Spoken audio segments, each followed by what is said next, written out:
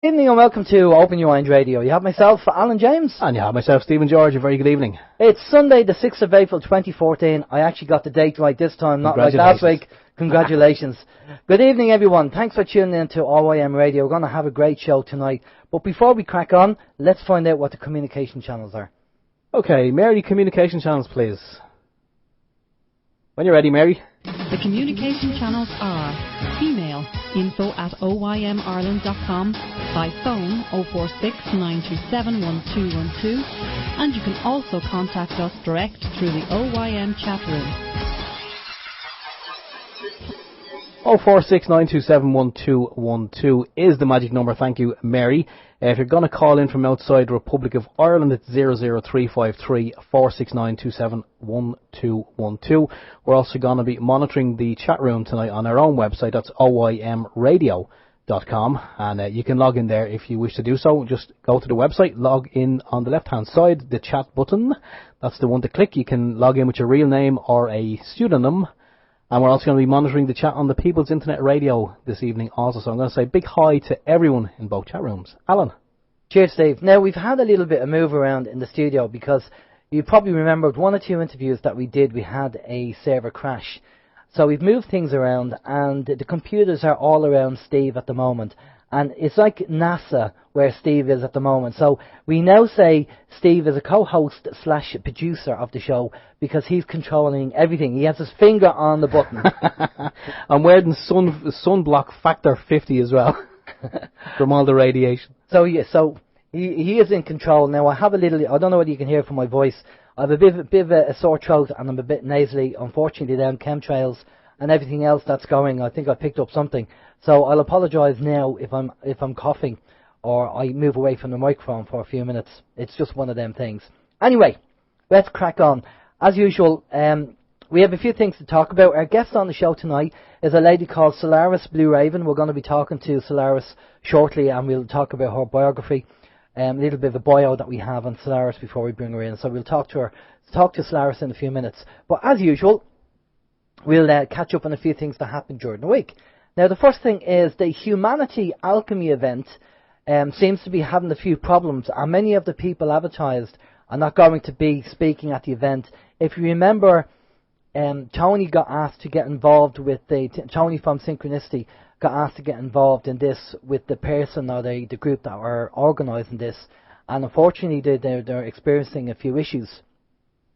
So if you do decide that you're not going, obviously you'll have to request a refund or maybe pop along and see the speakers that will be left on the list. But apparently there's a lot of the speakers have pulled out. So if you are planning to go over, just clarify everything and contact the organisers and ask them what's going on and who's going to be on.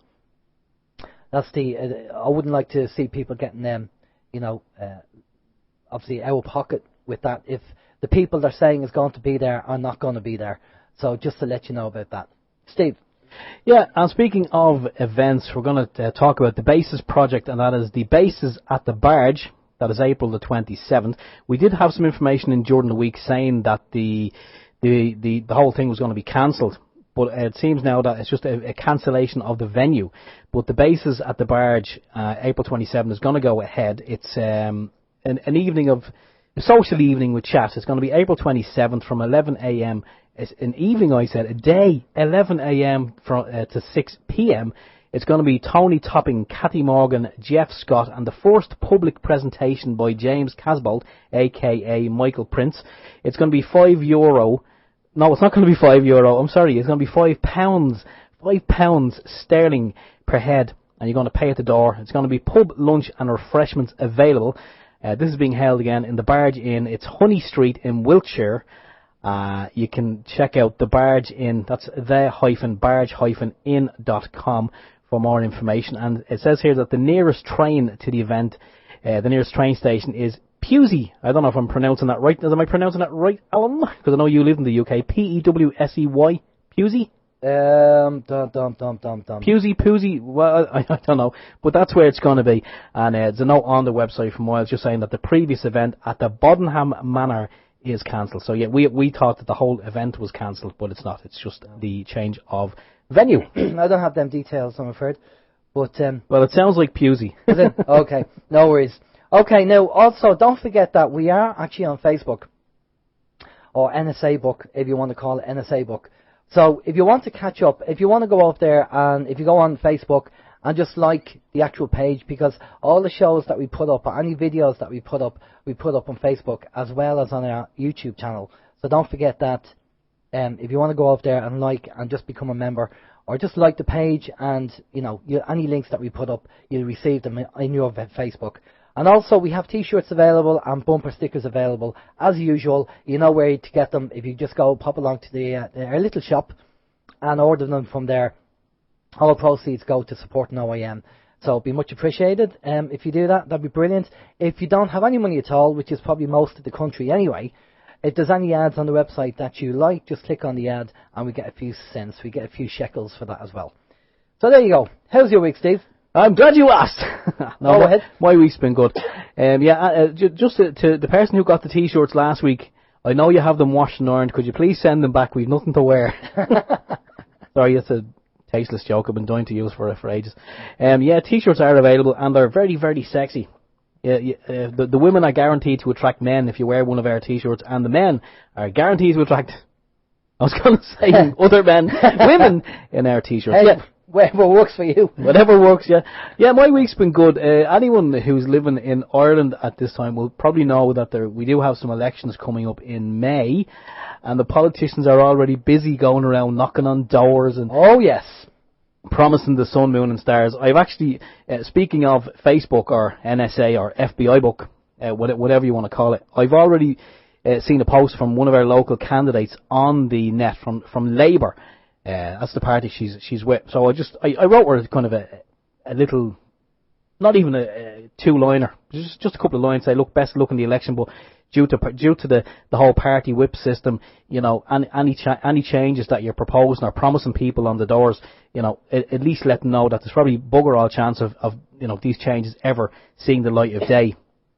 She wrote back to me and said, yeah, she's fully aware of the party whip system, and but she's kind of a new voice, or a new fresh blood, if you like, and she reckons that she'll be able to do a lot of good. I wished her the best of luck, but I said I won't be supporting her party because they're the ones who are kind of in coalition government at the moment, who are making an absolute shambles of this country.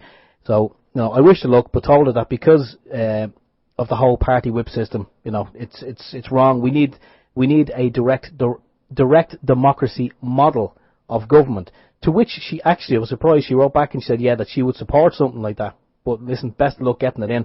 And I was actually out the back garden yesterday, and there was more politicians coming around. This time it was Fine Gael. Oh no, Fianna Fáil. Yeah, they're the opposition party at the moment. It's normally, for anyone who's not in Ireland, it's normally Fianna Fáil or Fine Gael, or a coalition of someone else with either of those parties. But I think Fianna Fáil are the original party who got us into this deep excrement that we're in at the moment, and Fine Gael just made sure that we stayed there. So Fianna Fáil were going around yesterday. I actually missed them. I was out the back. There were two doors up when I actually came back into the house. My wife said they had been around, and she showed me the leaflet, and I was actually going to go out after them just for the hell of it. And she said, no, just leave it, will you? Just throw the leaflet in the bin and go back out the back to whatever you were doing. So I just decided, you know what? I'll just do that, because go out and I would have kind of said my piece to these guys. It would have been water off a duck's back. It wouldn't have made any difference whatsoever. And I probably would have just ended up getting stressed. And who needs stress? I don't need stress. Exactly. Anyway, speaking of TV and old TV, speaking of TV, the Pat Rabbitte, the Minister for Communications, God rest his soul. I mean that sincerely, and maybe we won't have long to wait until anyway. No, I won't go down the road. But he's come out recently again.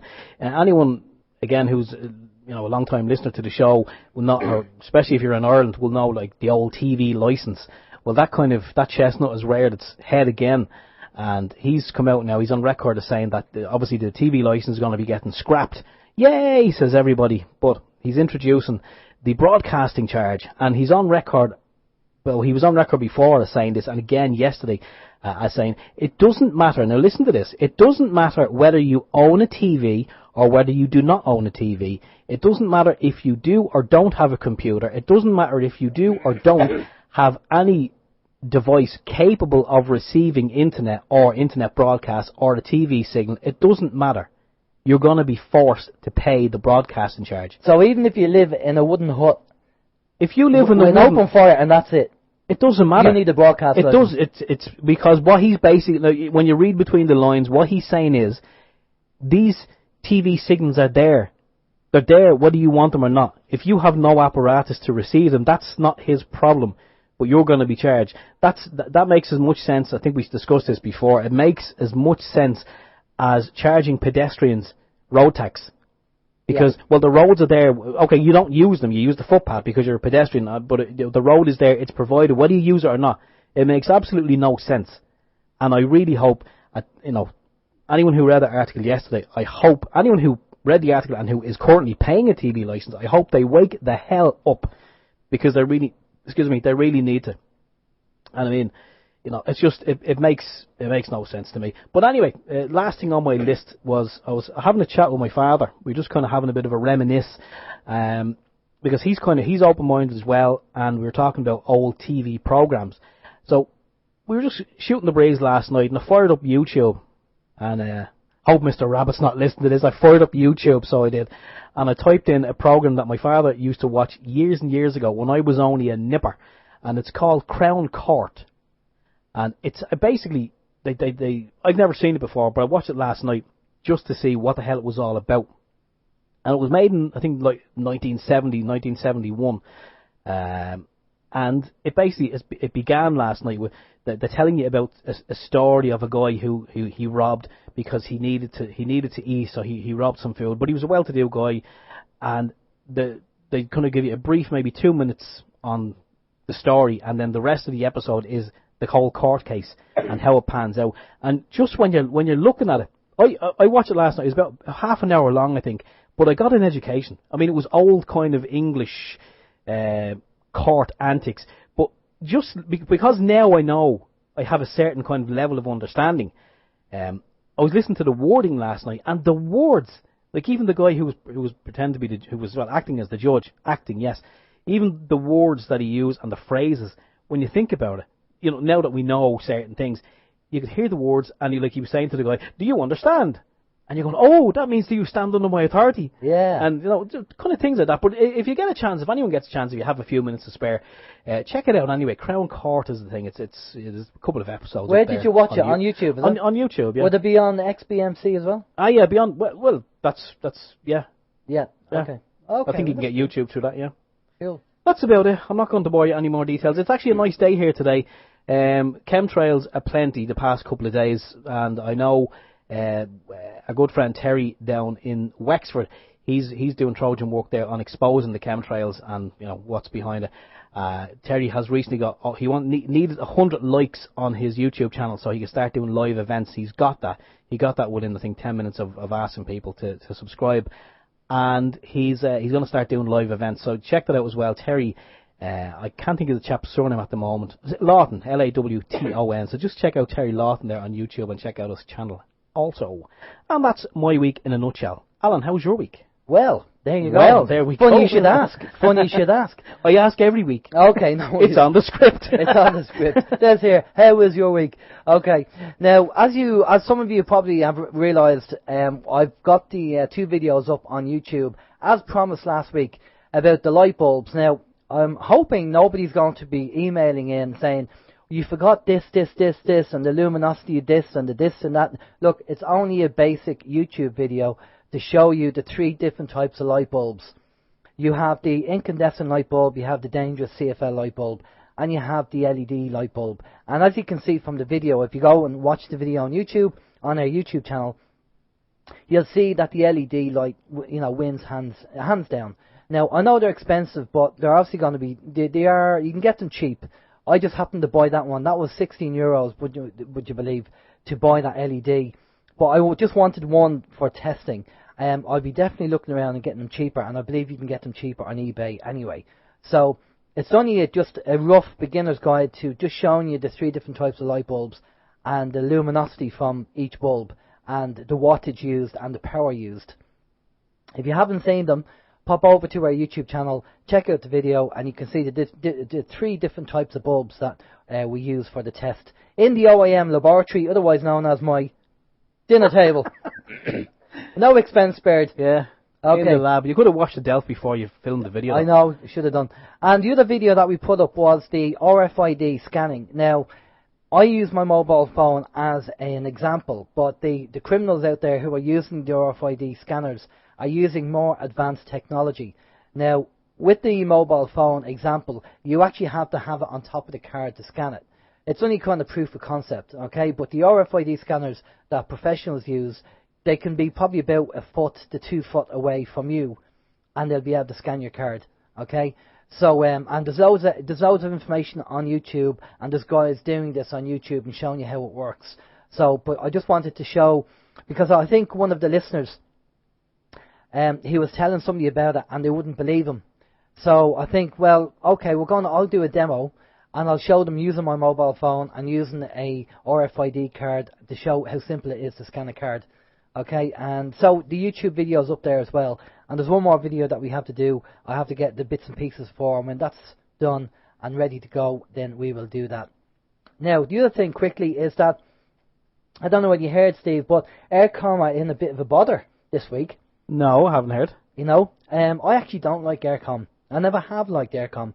Neither do I. Not even when they were Telecom Air and before that. Yeah, I had a big issue with them, but that's another story for another day. Well, apparently Aircom, what's happened is their computer system, although you got a bill, now I'd be curious to get Vin's take on this, and maybe Vin might mention it on his show later on, but Aircom have sent out a bill saying the bill is being paid, but they didn't take the money out of the account because the computer system wasn't working right. So now Aircom are coming to chase the customers to get the money of the bills that haven't been paid, although customers have received a copy of their bill saying paid in the post. So where do you legally stand with that? If you have a receipt for something and they didn't take the money, whose fault is it? Well, theirs or... I'm just going to... I think personally that if they've issued you with a piece of paper saying paid, but you know in your own heart and soul that it hasn't been paid, well, I think maybe they probably will get the money. I think, you know, if you haven't paid your bill, you haven't paid your bill. Yeah, but if you have receipts saying it's been paid. Yeah, I think we need Harry or Vin on this one. Yeah, I think Harry or Vin. I think that's something that Vin will need to have to... well, actually, yeah. Vin just says he wishes Aircom the best of luck. Collected. I reckon that's it. Okay, let's get our guest on. Yeah. He's waiting in the green room long enough. Waiting in the green room, we bring on Solaris BlueRaven. Right, Solaris BlueRaven is a published author, producer, writer, editor, public speaker with a professional background in psychotronic-related covert technology, surveillance, and investigative research. She is known for her experience as a test pilot for Synthetic Telepathy, black projects of which she discloses in her book series, Eye of the Remote. She is a world-class psychic, clairvoyant, remote viewer, systems buster for MK Ultra related programs. Solaris is also a certified black belt and has an extensive background in advanced sciences and mystical alchemy. Her website is Night Shadow Anomaly Detectives for more information if you want to check it out. And Solaris hosts a radio show called Raven Star's Witching Hour each Saturday night, 12 midnight EST on Revolution Radio at freedomslips.com. Wow, that's a busy woman. Good evening, Solaris. How are you? Good evening. It's nice to hear from both of you, and thank you for inviting me. Great. Thank you for coming on. We are looking forward to this because... Oh, Steve.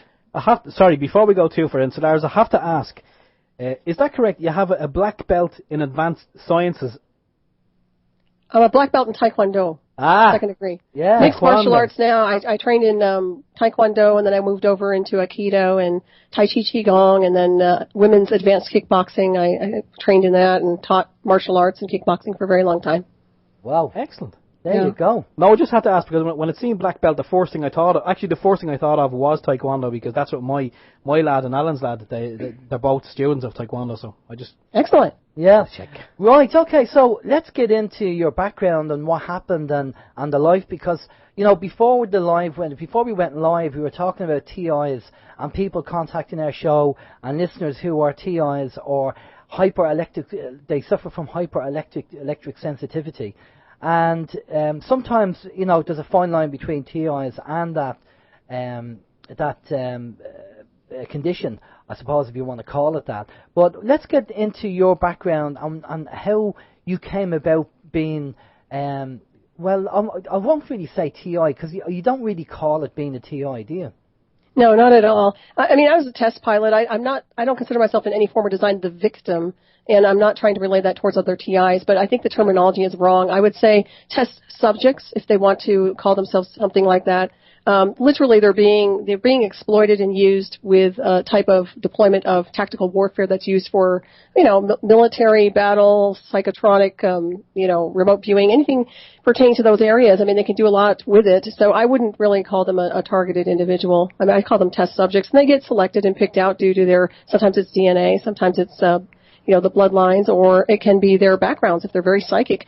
Psychics are always dragged into these programs, unfortunately. With my circumstances, started back in 2004, and back then I had a wonderful, fabulous life with a wonderful husband, and I had a family, and I was working as a land surveyor with my husband because he was a professional land surveyor, and I was his drafter, so I was making maps, topographic maps, and then I was teaching martial arts and training and writing books, and also doing healing work, which was based on DNA activation, and just doing a lot of powerful work. And, it's really interesting because when they hit me with this program, literally, obviously tagged my electromagnetic field and then interfaced it onto a communication system within a high-tech computer system, artificial intelligence in an underground area with a live handler in real time. And this happened back in 2004 after I sent a book to a high-profile musician. And after that, the whole world changed for me. Literally, I was inducted into the program. I was basically trained by my handler in real time, live feed with synthetic telepathy. And he taught me pattern recognition, numbers, codes, all sorts of different things with different types of frequencies and transmissions. There were so many things. I took notes. I tried to keep my clarity as best I could. But what happens when you're engulfed with a synthetic telepathy? This isn't some sort of a microwave deployment. You're dealing with, they map your brainwaves, they map your neural circuitry, and they interface it onto a communication system in an underground area with a live handler, real time, live feed. Okay. So go ahead. Let's just rewind a bit. Let's take it from. So everything was fine in your life, everything was going okay, and you sent the book to a well-known musician, and because you sent the book, they start targeting you. Absolutely, right? But that particular musician is also involved in this covert threat assessment. They call it a threat assessment technology because that's what it can be used for. But what it's also being used for right now is high-profile surveillance and security work. If you're high-profile and you're in, say, a musician in the high-profile industry, or a president, or somebody beyond that, Secret Service, people with a high-profile design are usually using this type of technology for their private security. You don't need a headset, you don't need a cell phone, you don't need anything but the signal. And it's encrypted, and there are two people listening, maybe more, usually a live handler and the subject. And then, of course, it's unencrypted so that a few people can interact with it. But that's the type of thing. It's ideal for surveillance and security because you're a spy bird. You literally can do anything, go anywhere. Nobody knows. Nobody knows. Okay, let's just break it down bit by bit. Because there's a lot we're going to be talking about, and for people who are not new to this and new to the technology, it could be a little bit overwhelming. So now it's up to you whether you want to mention the musician that we were talking about. Oh yeah, I don't have a problem mentioning Neil Peart's name. That's the person. Okay, Neil Peart, for people who don't know, is the drummer in a band called Rush. So Neil Peart is using this advanced technology for security reasons. Why would he be using that for security reasons, first of all? Well, first of all, it's the best kind of surveillance system you can have. You don't need a cell phone. You don't need a walkie-talkie. You don't need anything like that. They call it interconnecting. So you're interconnected in with your quote-unquote personnel, and that would be his handler, Michael J. Mossbach, who was basically his right-hand man, and Michael calls himself his ghost, or his ghost writer. So literally what they do is they interconnect with the communication system, and they travel around in real time, live feed, communicating with dialogue and synthetic telepathy, visuals, pictures, and it works. It works is the main reason, and it's also so high-tech, nobody's ever going to see it. Okay, so he's driving around communicating with his right-hand man. Mm-hmm. So he doesn't need a cell phone, he doesn't need a walkie-talkie. He's doing it via this technology. Absolutely. Right. So it's just a kind of a very advanced form of communication between people. Absolutely, yeah. Right. Well, it's synthetic telepathy. That's Right. really what it is. Okay. So why is it that you sent him a book and all of a sudden he wants to start, doing things with you? Well, what's really interesting is I had actually had contact with him back in the 80s, and because people said I used to write like him. And so I was like, okay, well, who is he? I didn't even know who he was. And a lot of people said, oh, well, you sound like Neil Peart. Your writing's just like his. So I wound up sending him some of my work, just out tongue-in-cheek kind of thing, and then he sent me postcards back, and he would respond. So we had a correspondence, and that started back in the 80s, and it went on into like almost the mid 90s. And then I kind of lost touch with him. People move on in consciousness. And what's interesting is I was teaching a martial arts class, and one of my kickboxing students came up to me and told me about the hardship he had been through with his last family, a lot of tragedy. And I felt really bad, and I had written a book on transmutation through ascension. I thought, well, he'd probably really like this book, so that's the book I sent. And if anybody researches that book, I wrote it's on spiritual evolution, DNA activation, ascension, and things like that. It's a very positive book. And so I sent that to him, and within a week, everything was literally under surveillance. My house, my computer, my phones. I had live plants in the area, and then I was hit with a communication system and live feed real time. And at that point, when they were hitting me live feed real time, it wasn't an imposter. They acknowledged who they were. Michael J. Mossbach, I didn't even know who he was until he identified himself. And then I physically met him out on Maui in person to confirm this data. So this is for real. And it's funny because the whole case got swept under the carpet. But I suspect he selected me because my spiritual design, without saying this with arrogance, I'm very psychic and I was pretty amped up at the time. And I feel like I was a good candidate for the technology. Also, my martial arts background, they hit me in my peak. I mean, I couldn't have been in better shape. I had a great life, very grounded, spiritual, martial artist. I had it all going for me. I mean, there was no reason for them not to, induct me into the program, really. Okay. We've just had a request from one of our listeners. Now, over here in Ireland, we do talk quite fast. But you definitely have Irish blood in you. There's no doubt about that. And we're asking you to slow down. So, because there's so much technology, there's so many things going on in your life and what happened, we want to try and get a good understanding of where it's coming from and what's going on. And so, let's look. So, basically, you're in communication with Neil Peart, and you were at the peak of your life in your martial arts, physically, mentally, spiritually, psychically. And they decided to use this technology on you, right? Mm-hmm. And then by them using this technology, that means that they were communicating with you through this advanced technology, through your mind. Absolutely.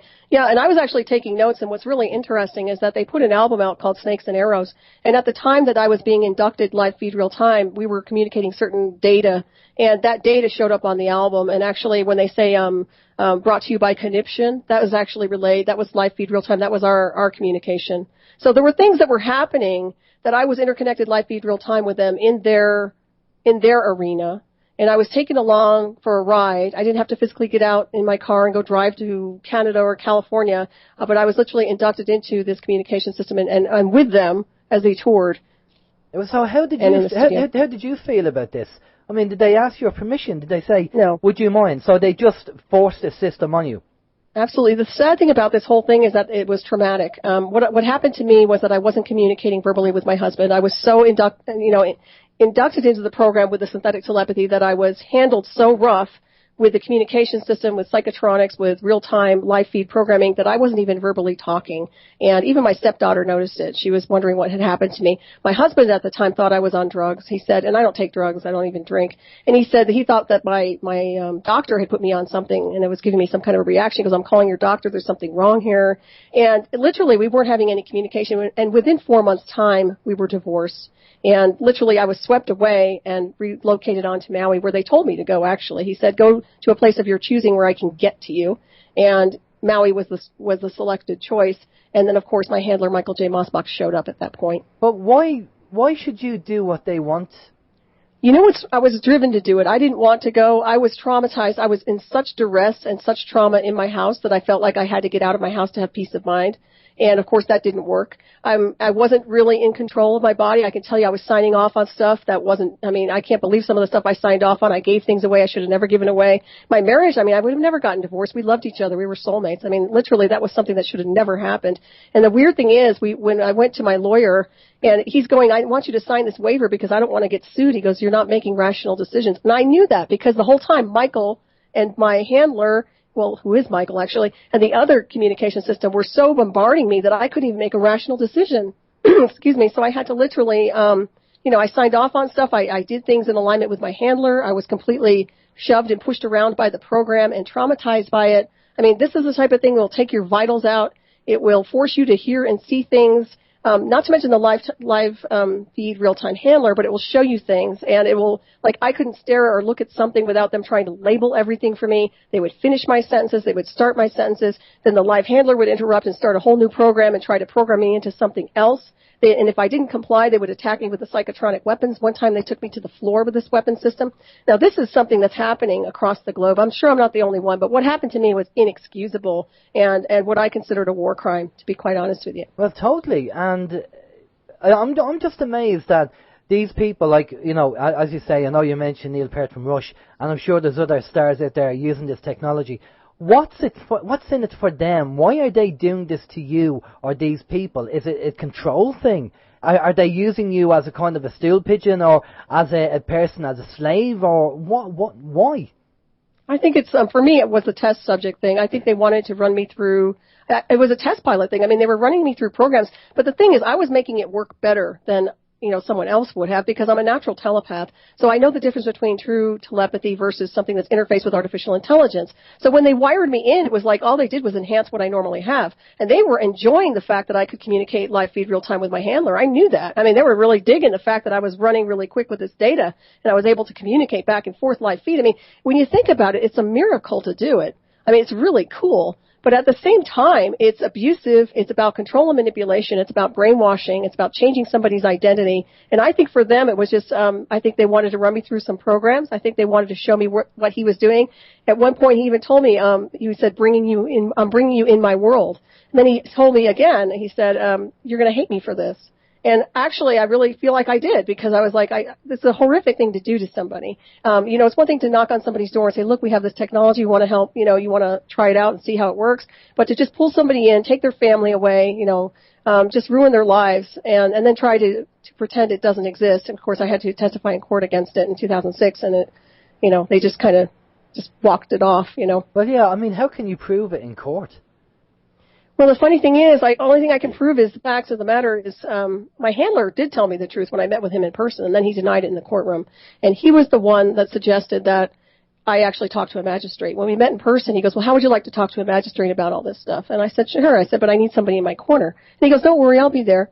Well, he was there to stab me in the back, literally, because when I started talking about the technology itself, first of all, it was over the judge's head, or the magistrate's, and secondly, this was a paid off situation before I even walked into the courtroom. I was done. I shouldn't have never even bothered with it because literally the system's bought and sold by the highest bidder. And we all know that people who are in that industry have control over a lot of these people and, judges, juries, you name it. So it really was kind of falling on deaf ears. Okay. And what happened to the court case? Well, the court case, the judge dismissed it. Basically, he just kind of threw it out. And I had a really good lawyer in my pocket, too. He's ex-NSA Signals Intelligence. So, we knew what was going on. And at one point, my lawyer told me, he did want to go after them. He knows the technology, and he told me point blank, he said, this stuff is so black and so deep, it's just, we can't do it. He just told me point blank. You're dealing with things that are so beyond classified, that are so not talked about, that are so, it's a militarized weapon system that's being deployed on anyone or anything. And when you come forward and try to disclose this technology, they try to shut you down. And if they don't shut you down, they'll try to discredit you. And if they can't discredit you, they'll take you out. What saved me was I put a video out in 2006, a testimony, after I was released from the court, and literally told exactly what had happened so that I could basically protect my rights in case I was to disappear. And that was suggested by two friends of mine. And I am trying to slow down, believe me, but it's very hard to do in verbiage because keep in mind, yes, I talk fast, but I have been interfaced with a very quick artificial intelligence communication system, and that signal anomaly is not gone. Okay? It's so, you know. And how come the likes of Neil Peart and other people like that can get access to this technology? I mean, is he part of a clique or a group or some kind of syndicate, or do you know anything about his background and how he got involved in this? I saw more than I needed to when I looked into him, when I was interconnected with their energy and his psyche and Michael's psyche, because Michael's interconnected with Neil's head. So literally it's like a boomerang effect. You get through different barriers and different firewalls of people's personas and energy fields. And the one thing that I saw was that he was definitely involved in these communication system as covert assessment technology, and that he's been involved in signals intelligence communication system for a very long time. He's actually a very brilliant person. He used to be. He used to be extremely intelligent. I don't know if he's the same person anymore. I get the feeling he's not. I feel like he's so compromised with the psychotronic weapons that he's just not him anymore. I mean, yeah, if you listen to people, they'll say, oh, he drums like a machine. Yeah, he does, doesn't he? And I wonder why, right? Because he's interconnected with the communication system. That's why. So I can answer that one. So do you think that he's been manipulated by this technology as well? Absolutely, he is. And I knew that his family, and I don't want to get too hardcore into it, but his previous family that was taken out was also interconnected into the program, and I'm pretty sure, 99.9% sure, that the reason that they're no longer alive is because of that program. So, it almost took me out. It almost killed me. Okay, and what about the likes of the rest of the members of the band? Would they be involved in this, no? Yes, they are involved. Geddy Lee's involved and Alex Lifeson as well. As a matter of fact, when I was inducted, all three of them were there, live feed, real time, and they were involved. And when I had Michael J. Mosbach, my handler, show up in Colorado for the second time before I went into the courtroom, he had Geddy Lee's family member with him. So, I mean, you piece it all together, and I know this sounds really out there for a lot of people, and I understand that, because if I hadn't gone through it, I wouldn't have believed any of it. But I'll tell you, there are people, money buys a lot of things, and when you're that high profile, you can access a lot of technology that most people can't get their hands on. And it can be deployed, and if somebody comes forward, they'll say, they'll just try to discredit them in some way. That's incredible. It is incredible. Not only is it... Oh, go ahead. I was just going to say, and where does that sit with the likes of people who are targeted in the individuals? Well, and so far as that goes, I mean, where they have it, they're getting hit with a similar technology. I can't say which one it is, but I've been doing a lot of research, and I've talked to a lot of targeted individuals. Now, I had somebody that came to me back in 2005 who was a Montauk boy, and he was a mess. I mean, literally, that guy was loaded with technology, and he was forced into suicide because of the dialogue. The duress of the communication system was so harsh on him, he couldn't take it, and he killed himself. Now, that's a forced suicide, just to give you an example. Now, there are other people who are getting hit, what they call targeted individuals. Sometimes they'll say it's a scalar wave. Sometimes they'll say it's a microwave. I'm not buying it. If you talk to Richard Allen Miller, who was just a guest on my show, he really, he was involved in the original mind control, or some original mind control, not all of it. But he'll talk about the microwaves and how detrimental they are, and that's what's causing all the voice to skull. Well, BS. I'm not buying that, because back then in the 70s, that's changed. Nowadays, it's a high-tech, black budget, very advanced artificial intelligence program that's deployed through satellites. And I'm telling you, it's hardcore, and it doesn't, microwaves are nothing compared to what this thing can do. Nothing. Incredible. Steve, you have a few questions for Solaris. Yeah. Jesus, this is it's good information. There's a lot of activity in the chat room, Solaris. A couple of questions. Going to kick off with one from Jerry. Jerry is wondering how, with synthetic telepathy, is the communication turned off, and how does Solaris deal with the total loss of privacy? Well, the sad thing is you get calibrated for the loss of privacy. I mean, literally they're everywhere, so you don't have privacy anymore, and you just get calibrated for it, and you get numb to it. You get just desensitized. I think the other question, you said you can't switch it off. Excuse me, the anomaly signals that I have things that are embedded in my neural circuitry that have been measured by Steve Colburn, and these things do not disable. I've tried to disable them myself on different levels, and they just can't be done. As far as I can tell, I'm not convinced that I can't disable them, but right now they're not able to be disabled. And this is we're going on 10 years plus right now. So that's what I've been dealing with. So what I have done is I rewrote the program. I became the meta programmer. Everything they tried to throw at me, I negated. Every visual I negated. Everything they tried to do to me, I deprogram it. I would basically override and slap down the handler, take down the controller, go after the remote sensors. I would literally just combat it. And that's what happened. I mean, I just got so strong that I broke through those barriers. And now there's me, who is, I'm here. And then there's an artificial anomaly that's attached to me like a parasitic host, well, I guess I'm the host, but it's a parasite to me. And that's literally what's been hanging out with me since 2004, so I haven't been able to disable that at all. Jeez, that's crazy. It's madness, isn't it? And you don't hear about this on mainstream now, do you? But you'll see movies in Hollywood about all sorts of cool little, like, transhumanism stuff, right? Everybody's making a fast buck about transhumanism, but they're not talking about the seriousness and the epidemic proportions of people getting targeted and harassed or inducted into these covert programs. And a lot of that's MyLab. Of course, we know about the MyLabs. So, I mean, they start pulling you into these programs and they want to use you for something. And they, like I said before, they tried to change my name. And I said, no, that's not my name. I went through an interrogation like you wouldn't believe when I was first hit with this program. I mean, these guys were trying to change me big time. It's amazing. I was just thinking, I mean, a lot of what you're describing, I mean, I've seen, I'm sure everyone has seen the old Star Trek all the way up to the new, the new Star Trek, and even if you were to tell this information, I reckon, to someone on the Starship Enterprise, it would even sound very far-fetched for them. I mean, this sounds like way beyond anyone's wildest imagination. Well, it really does, but when you look at the black budget programs, I mean, they're at least 100 years advanced beyond where regular mainstream technology is. And if you follow DARPA, I mean, DARPA is right there on the tail. They're riding the tails of a lot of the black budget technology. I mean, they're actually coming forward slowly, spoon-feeding people about artificial intelligence and brain chips and this and that. So you can see where it's heading. Yeah. I can see where it's heading. But what they're trying to do with it is weaponize it. They're weaponizing it through people.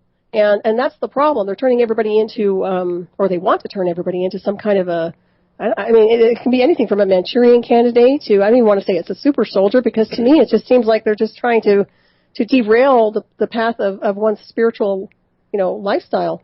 And of course, the people that are selected, we have TIs that contact us. And as you said before the show, we were talking about this. And it could be their blood group, it could be their spirituality, they could be very good psychics. They could be their genes, their DNA, or it could be just because they're an activist and they get put on a list to be targeted. Right, all of the above, I would say, just about. Yeah, anytime somebody has an issue with you in their high profile, you can count on yourself being gang stalked in some way, or I would say. And I think a lot of people do get gang stalked, without a doubt. Yeah, but they are looking for psychics, and they do check. Bloodlines have a lot to do with it, and the reason that is because the bloodlines come down through what I call celestial heritage, and when you have those royal bloodlines, a spiritually royal bloodline, then you have more avatar abilities naturally. And what they want to do with those abilities is enhance them, and they do that by mapping your electromagnetic field, mapping your brainwave activity, your neural circuitry, your psychic ability, and interfacing it onto a communication system in an underground area, which is usually based on artificial intelligence and a supercomputer. And that's what they're doing. They're taking these brain templates and they're storing the data, and they're using it later on maybe to clone somebody. That's a high possibility as well. I mean, a lot of these people who have been inducted have clones, from what I understand. And basically, I think last week we had Miles on, and we were talking about the blood groups, and I think rhesus negative. RH negative, yeah. Yeah, RH negative was one of the blood groups they're looking for, along with other, as I say, other issues people being. Excuse me, I have it, as you know, sore throat. With being targeted because of either they're an activist. Psychic abilities. I mean, we've had a few TIs on, and although this kind of synthetic telepathy is a bit different, the principle is the same, is that you're actually being targeted without, whether you know about it or not. And some people are targeted, and because they don't know anything about this information at all, they just think they're losing the plot. Yeah, that's the problem. That's the problem, yep. Yeah. And so when you talk about this handler, why do you call him a handler? I mean, who made him your handler? Who gave him permission to be your handle? Neil hired him. Neil. And Neil said that this man is the man to actually control you and manipulate your life and everything else. Oh, absolutely. He was the middleman. He was the one right there running the show and working the programs and everything else. So, I mean, I've trusted him, to be honest. I trusted him to help me resolve everything that was happening to me. I was in a great deal of trauma, and what he did was turn his back on me and stab me in the courtroom with a virtual knife, literally. So, yeah, I mean, it's really sad when I look back at this whole thing. It was never really resolved. I mean, what I did was I took the research and the technology and I put it into a documentary called I, the Remote, A Disclosure of Covert Technology. And then that's a DVD, and then I have some books out on covert technology, as you have mentioned. And that's pretty much where I stand with it. I still do the research, I never give up. I'm always looking for alternatives on a higher level of consciousness to scramble what they're doing to harm people, because a lot of these developers will sit there with a smirk on their face and they'll say, well, we can use it for like better eyesight and this and that. And I'm thinking, you have no idea how you're traumatizing the spirit. You people have no respect for the soul that occupies the vessel, and they trample all over people without asking permission. Yeah. So I really do have a problem with that. Yeah, no, big time. It's like being, well, they call it silent rape, don't they? Oh, absolutely, yeah. And it's soul torturing as well. I mean, you're dealing with so many different things, and that's another thing. They would surge your sexual centers out. They did that with me, try to like sexually surge me out, and then they would try to like have me react to somebody in public like I liked them when I know I didn't.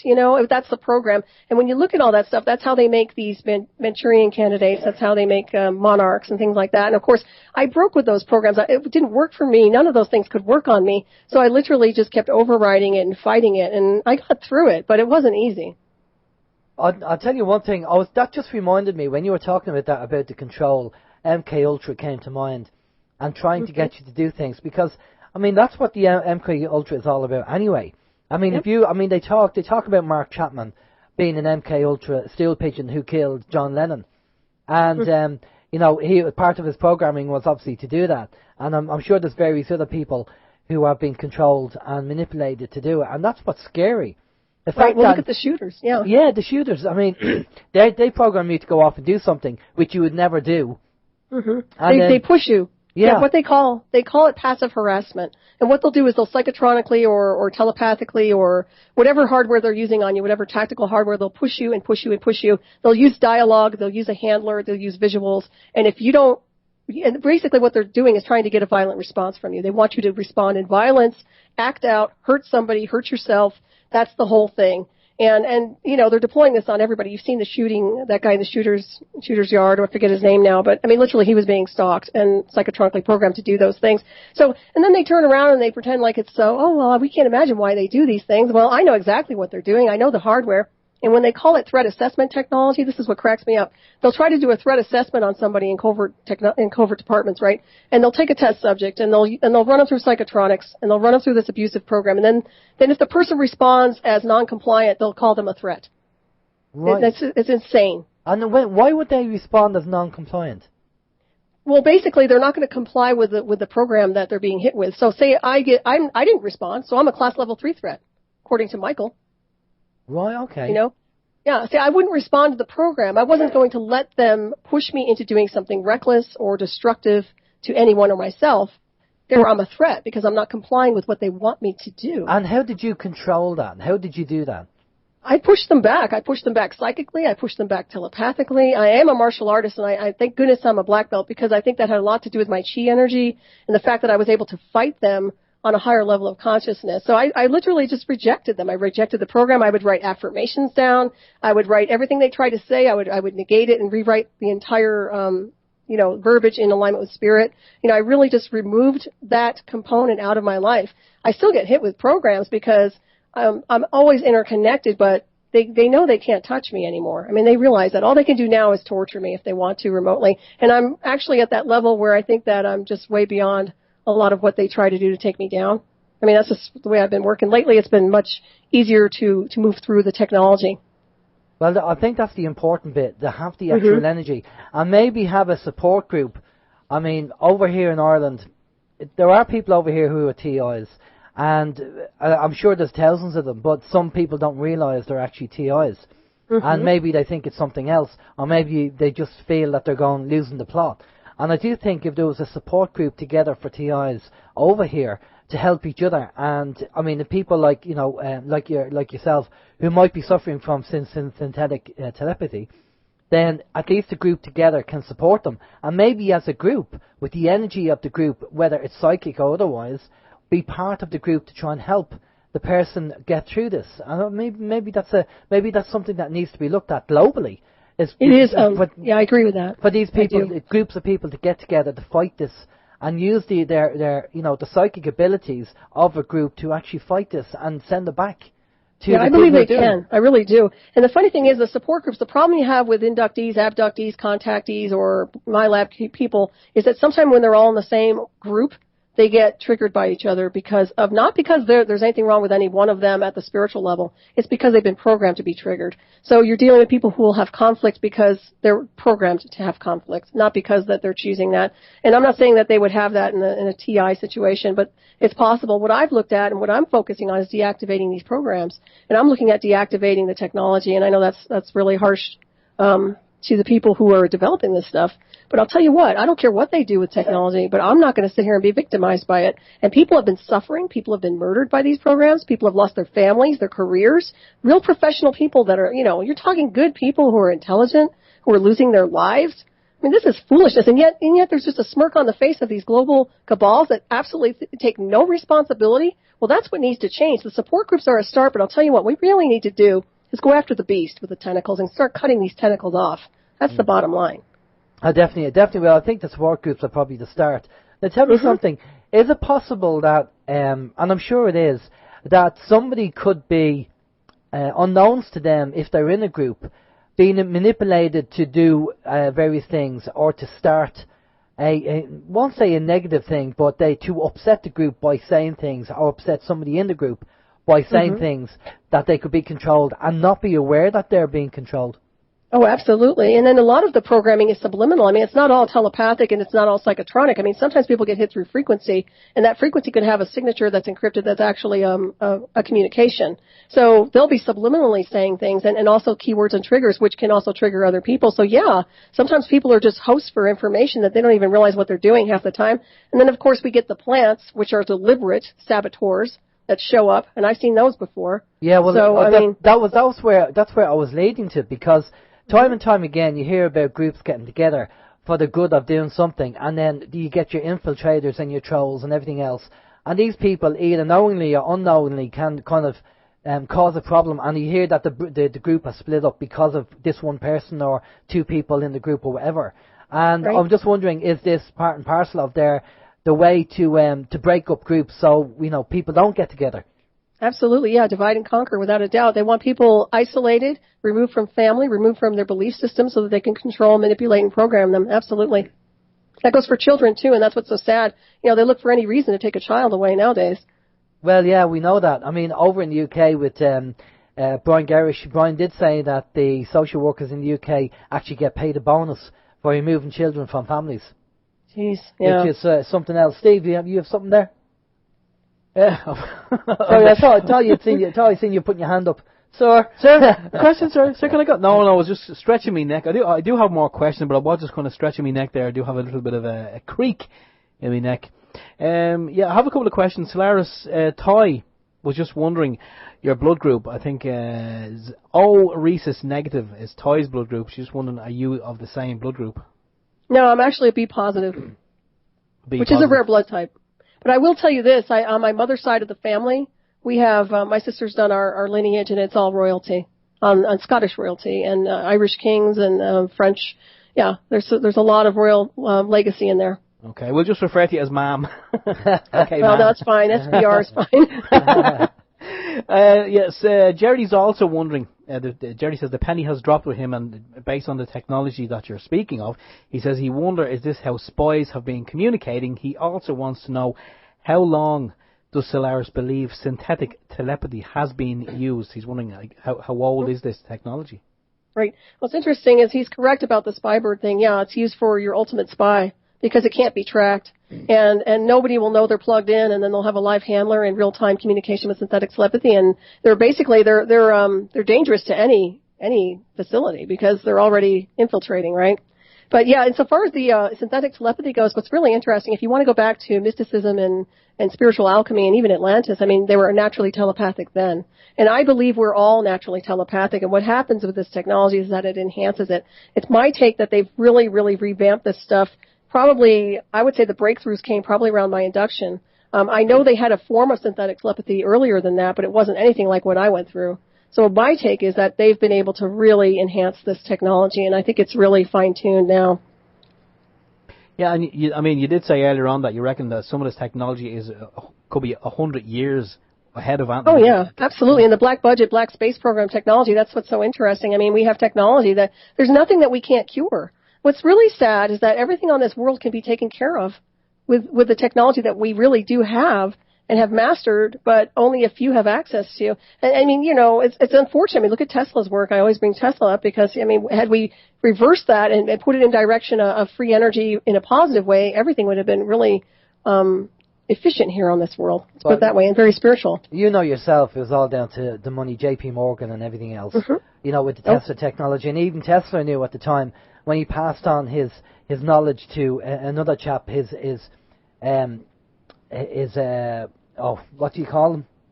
Protege. When he passed on the information, excuse me, I'm dying here. When he passed on the information to his protege, he said, my generations they're not ready for it yet. Maybe your generation will. And, Ralph Ring actually talks about this, the guy who was designing, aircrafts, alien crafts, what is it called them? UFOs, if you want to call them that, in the 50s. Mm-hmm. And he Yeah. Well, I was going to say, even precursor to World War II, I mean, you had everybody, look at the Nazis, they were working on man-made UFOs, and they were very successful with those UFOs. I mean, you have a lot of people who, I still look at the Billy Meyer case, like I think that was a military case. I don't think it was real off-world technology. I think that was a real nice version of German technology. That's right. Some of the craft. Yeah, exactly. And I think, as you say, in World War, people sometimes say, well, don't believe that, but check out Peenemünde. Peenemünde was the secret underground base where Von Braun was, and they were designing UFOs. They were designing UFO-shaped crafts, and they were using a process called the Coanda effect, which sucks the air from the top and blows it out down the bottom. That's one of the technologies they used. But, I mean, we know Hitler was into the occult anyway, and he was in communication with certain beings from outside this world. And I was seeing an article the other day saying the FBI, I think, or the NSA, have now released papers saying that, Hitler did go to Argentina, which we all knew about anyway. Right. And he lived over there, and he died. Apparently, some people are saying he's still alive, whether because they're using this advanced technology, other people saying he died in the 90s. But it's amazing that, so many people are being targeted and affected by this, and there's no comeback for these people as of yet.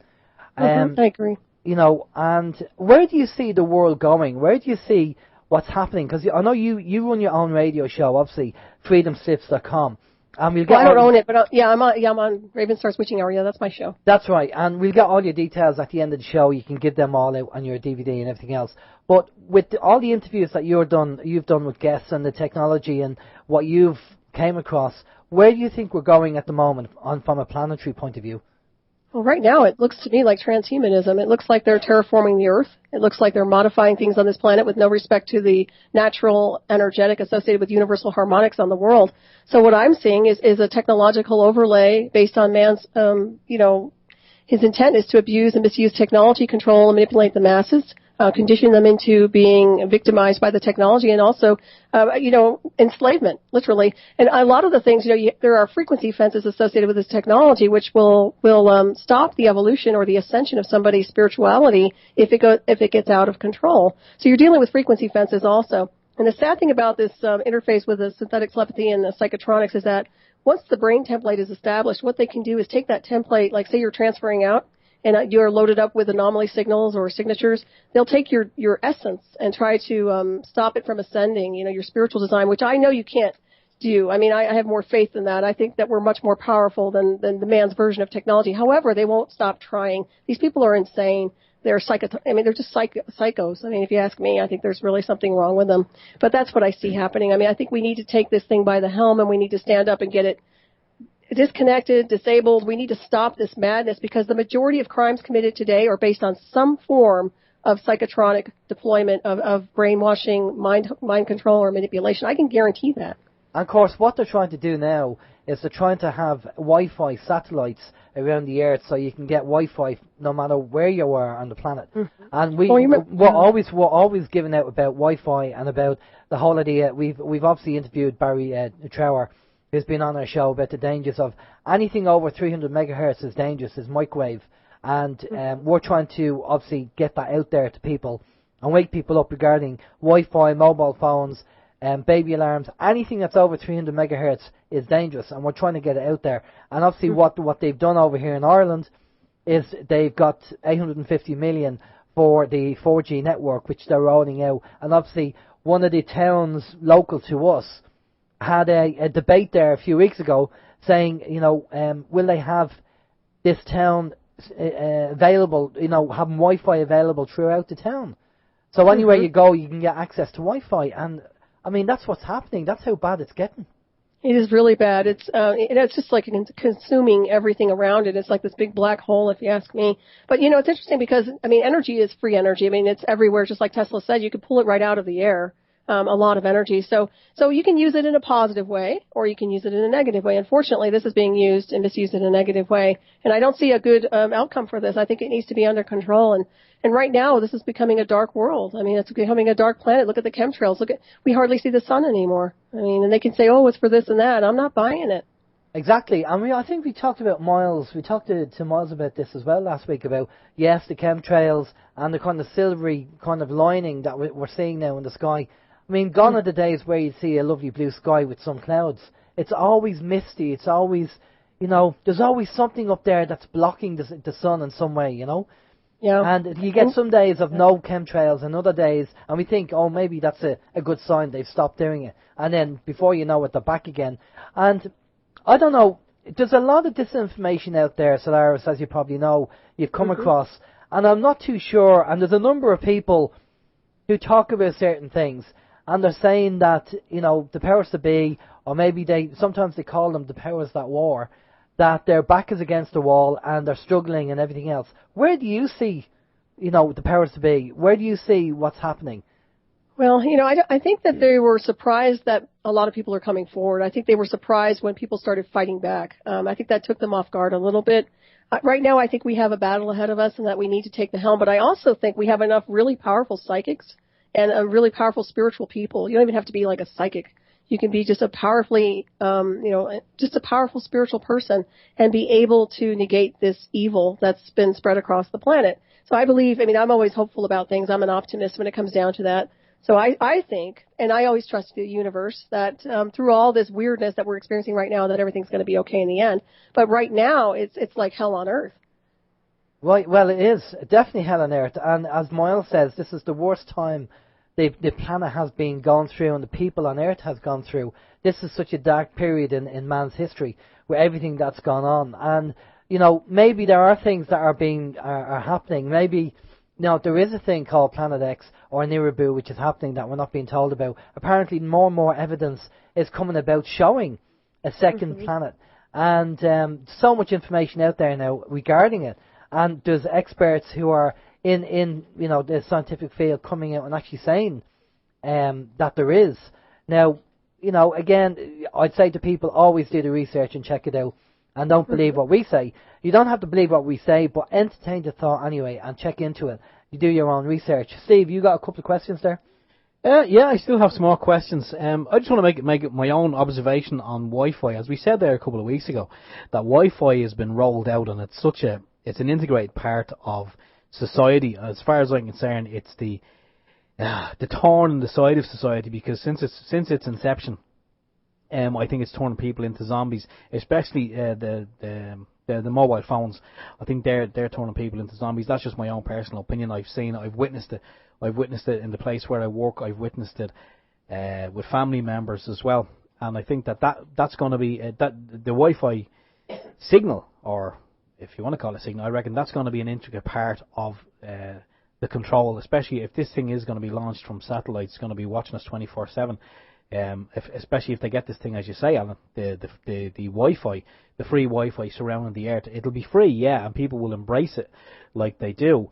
But it's the more sinister uses that would concern me. But anyway, that's neither here nor there. I just wanted to give my thoughts on that, because Jerry also mentions. Jerry has a lot of good questions. Solaris, he said that you stated earlier that this control, it's done via AI, via satellites, and he was wondering, can you expand on this statement and kind of why are you certain that this is the case? Well, satellite-driven technology, they have black satellites. They're not regular satellites, but they have black satellite technology that literally, it's a lot easier to deploy an assessment weapon covert tactical hardware onto a target through the satellite-driven technology, because you can zoom in really easily. I mean, there's so many different levels to the technology, but what they're doing is they're mapping you from remote distance, and they do that through the satellite system. And then they tag you and interface you onto the communication system, which is based on artificial intelligence. So that's as good as it gets with elaboration on that. But I do a lot of research with this technology, and I've looked at all different avenues. And I'm not saying that they can't deploy it through microwaves and this and that, like cell phone towers, but it's not the same. It's not the same one, and there are different programs. And this one, there's some real high-tech designed technology out there that would just blow you out of the water, and this happens to be one of them. And the more information I get, the more I start exposing it. But the good side of what I've been doing is I've been interviewing a lot of scientists. I've been interviewing people who have been involved in creating some of this technology. And the people that I know that have been involved in this worked on it years and decades ago, which means it's outdated beyond the word.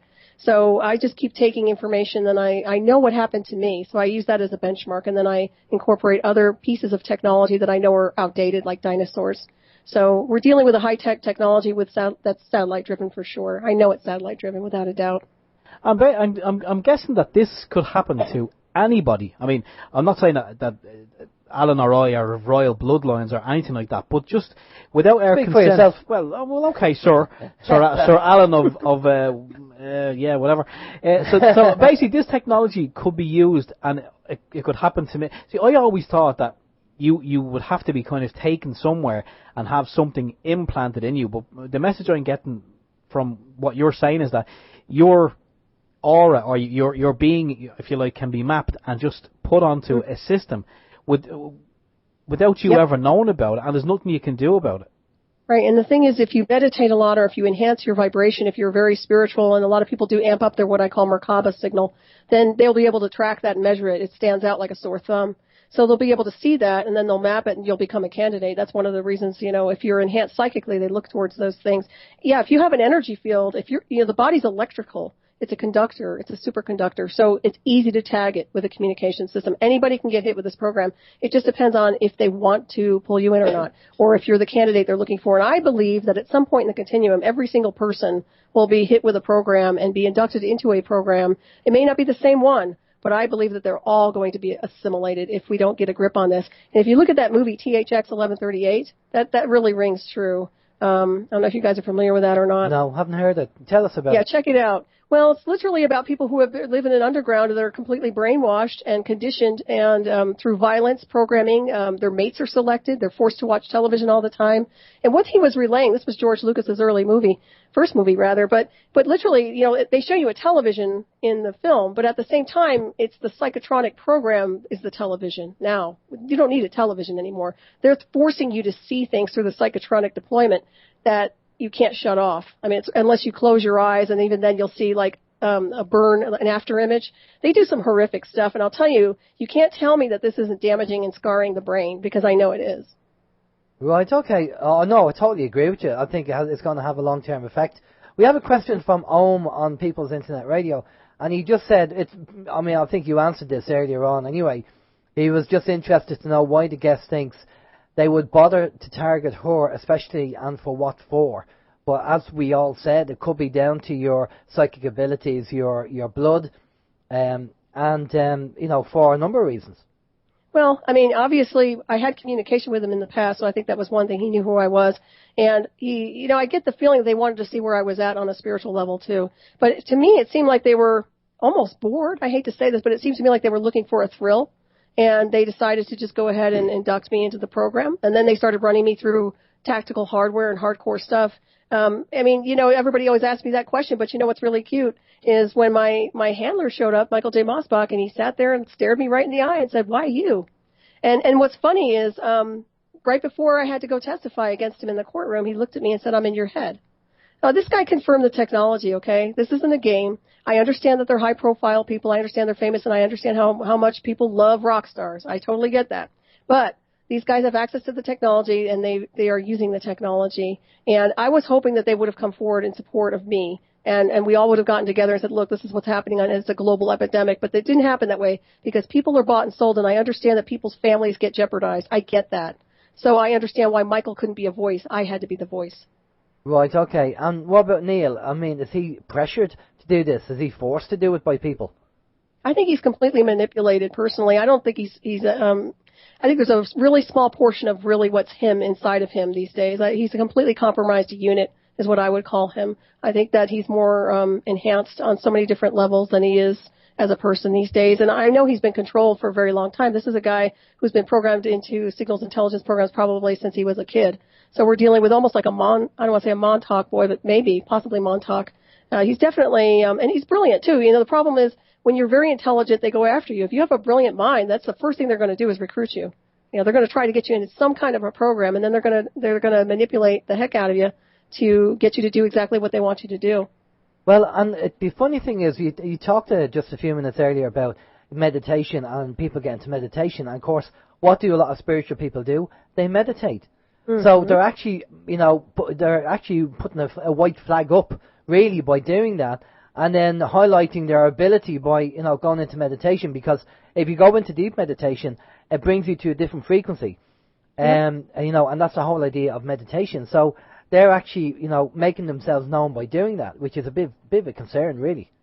Oh, absolutely. That's the problem. They're measuring your life force, your chi, your universal life force energy. And of course, you're familiar with light body, which goes to so many levels on the ascension level, and then it goes into Merkaba. Yeah. So once you've reached certain levels of spirituality, when I had done a lot of work on myself, I was right at the Merkaba signal.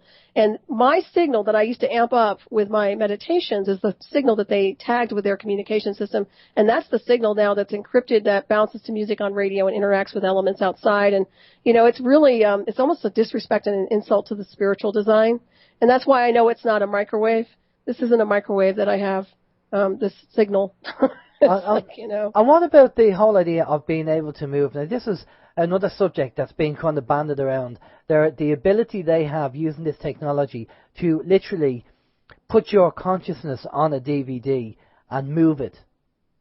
Well, I think they can take your brainwave activity and your conscious program, not your soul, and interface it, but not consciousness. I'm not seeing the consciousness at all. I don't believe they can take the soul essence and do that, but I do think they can take your conscious thoughts, things that have maybe some cellular memory, and try to interface it onto something like that.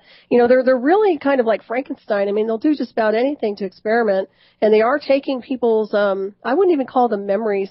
I would just call them fractals of data, because when I was inducted, my mother had passed away I was inducted in April, and my mother passed away in June, and I remember them using her verbiage, her voice in pattern to communicate with me, to try to control and manipulate me, just like in the Terminator, because that same thing. They were taking her energetic, her signature, her the way she communicated, her voice pattern, and using it as a weapon against me. And I will say this really quick. If you're looking at the NSA stuff across the globe and saying, why are they so interested in everybody? Nobody's life is that interesting. So there's a reason behind all this. There's a devious side to what they do, and that's storing data, storing voice patterns, so that you can later deploy those onto the masses to control and manipulate through psychotronic warfare.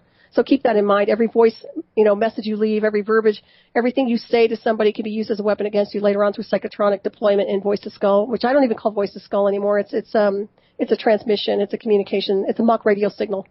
Okay, and what about the likes of people that, say for example, somebody goes to see a spiritual medium, in all honesty, and the spiritual medium's there and they want to give a message to the person. What's the chances that all these people on the internet, not just the people who are spiritual mediums, but the likes of people who are doing trance and channeling and everything else, is a possibility that these people are being controlled and the message that's being sent through is being controlled by these people? Yeah, I get that too. I call it a band radio wave. So what they're doing is they're accessing different bands of frequency. We're bombarded by radio waves all the time. So these psychics can tune into that because we're natural antennas, right? So we can pick and choose whatever we want to do. And I believe there are natural psychics. I naturally tune in psychically. Before I was inducted, I could tune into anything through frequency. So I understand that. But I do think there are people that are listening to the wrong data, and they're listening to entities or maybe things that are associated with these communication systems that are just tricksters. And nowadays it's really sad because instead of an old-fashioned trickster like a spirit, you have a technical version of it. You have a electronic possession, which instead of the old-fashioned possessions, right? That's right, and obviously, we always talk about things like the Tavistock Institute for controlling people and using technology to do that.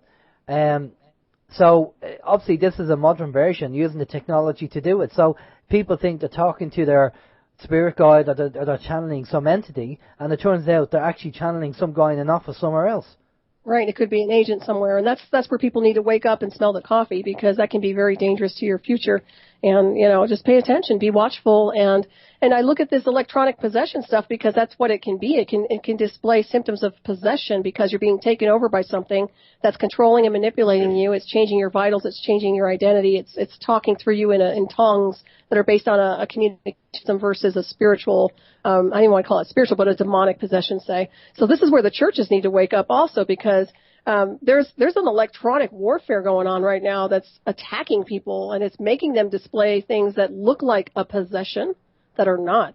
So that's something that they need to pay attention to as well. I'm sure they might be up to speed, Okay, let's throw it out there. Let's open it up a little bit. What about the likes of abductions, people being abducted? Would that be used? Would that be holographic technology or something that would be put in your mind thinking you're seeing things?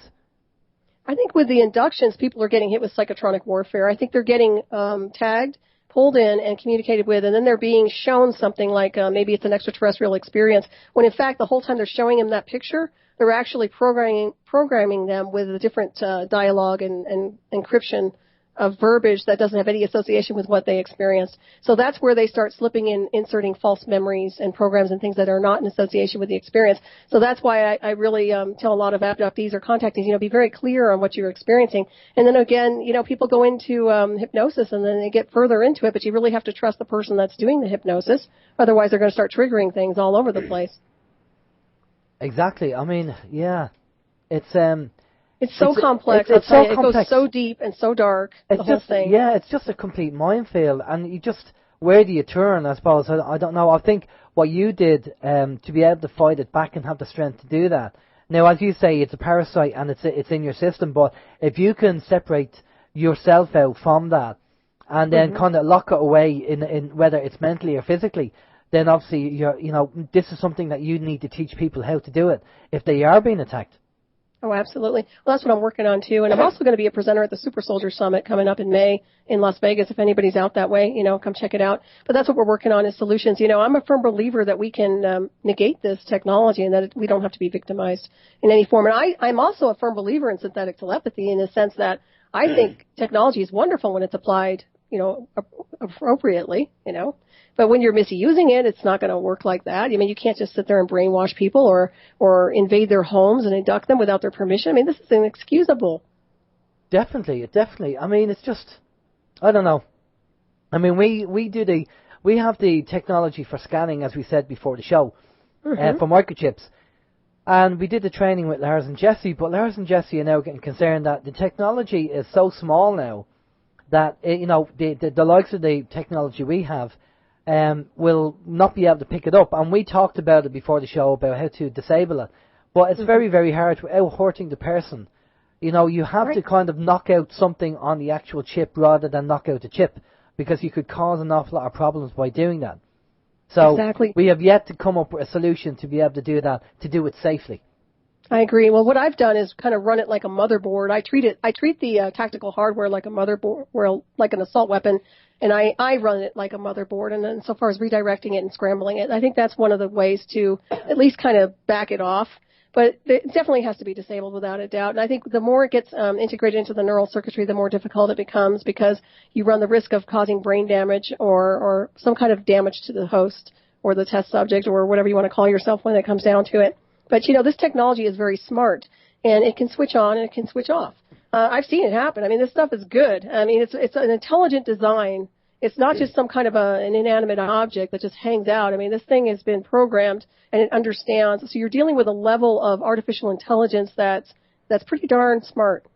Well, that obviously goes across the board to say that the likes of leaders of countries, presidents, prime ministers, TDs, let's say TDs, Irish TDs, anybody could be controlled and manipulated, and especially if they're not aware of this technology, they'll just think it's themselves making the decisions.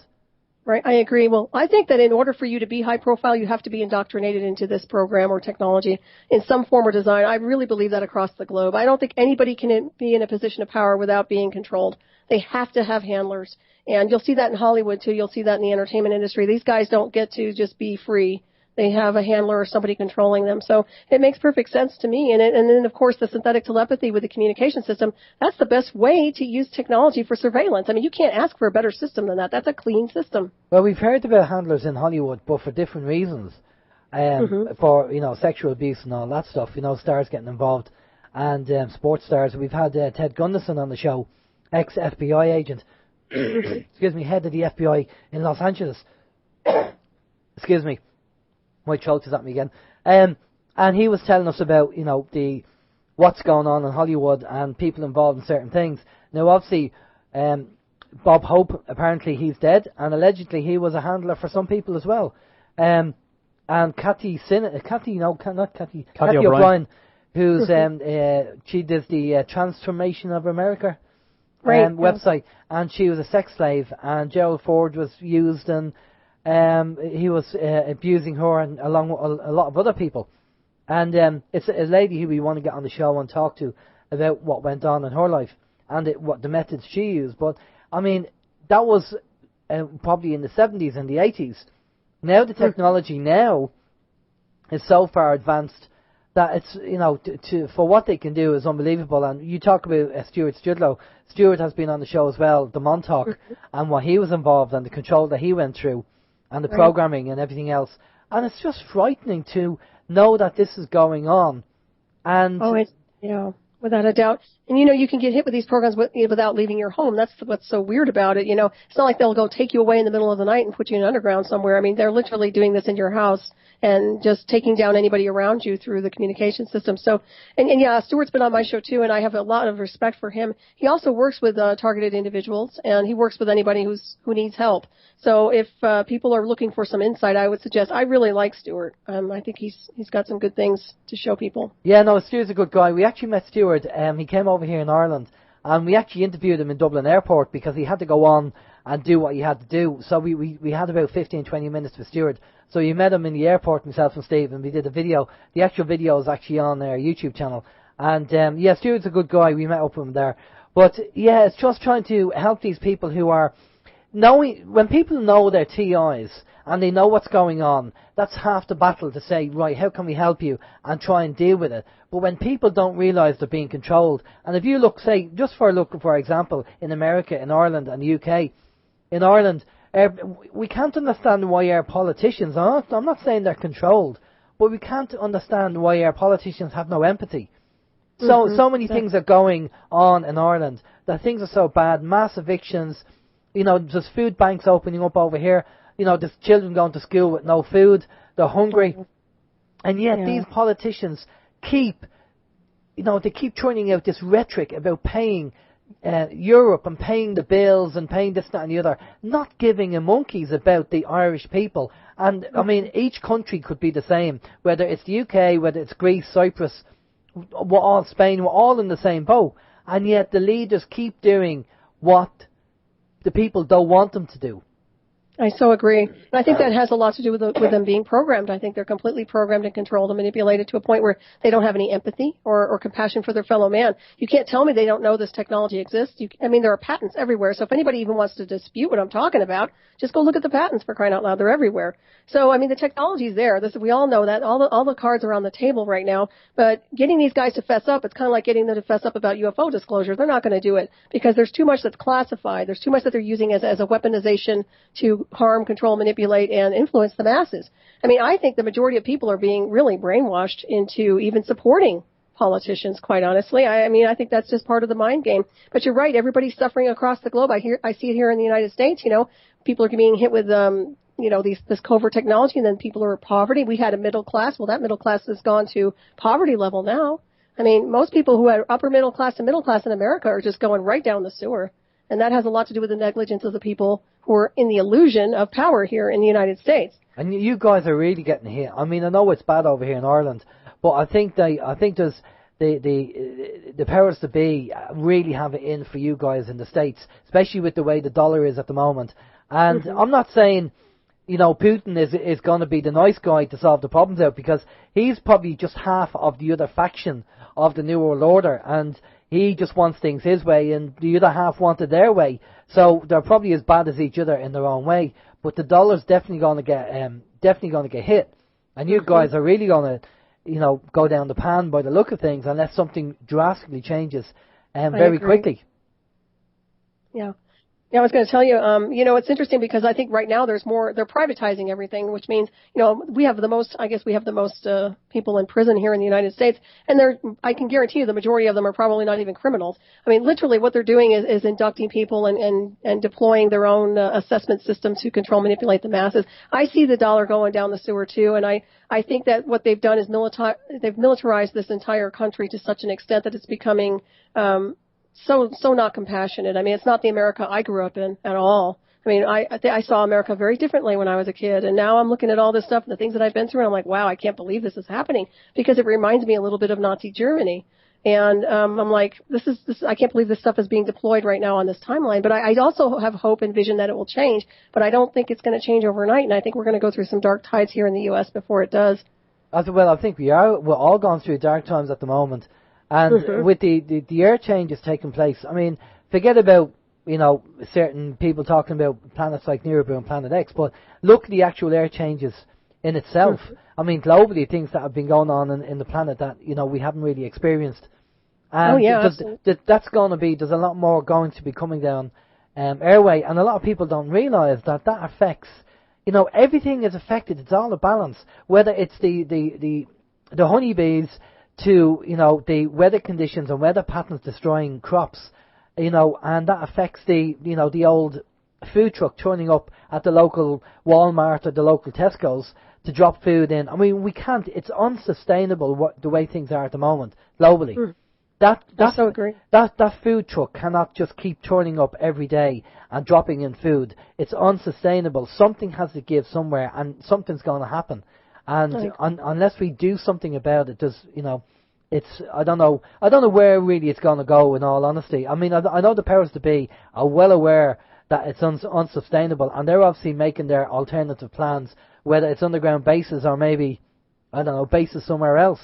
But, what's your take on it? Where do you see it going? Well, I see a breakaway society for sure, and I think that some of these guys I don't want to call them anything, I don't want to call them the powers that be, but these people who have a lot of money that have been controlling and manipulating, I believe they do have a breakaway society, and I think that a lot of them have already planned on going off-world, if they're not there already. I mean, I'm not saying some of the people you're seeing from day to day, but a lot of people in these underground bases, I believe, are being deployed elsewhere, and I think that they will be eventually deployed off the Earth.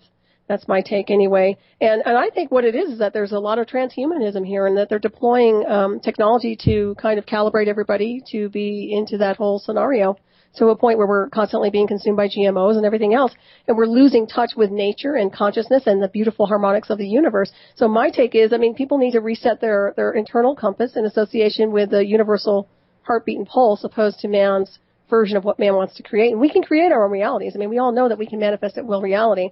But we need to really get these guys out of office. We've got to get rid of these people. We've got to get all of these criminals out of these illusions and positions of power is really what needs to happen. If it were me, I would have like ambassadors across the world, and I would have like ambassadors of light, galactic ambassadors, whatever you want to call them. I would have something completely ascension consciousness oriented, opposed to what they're doing right now. Because you're right, kids are suffering and starving. This is ridiculous. There's no reason for anybody to have no food. I mean, this is just, there's no excuse for that here on this world. I mean, the universe is rich. Well, it's all down to greed and information. Knowledge is power.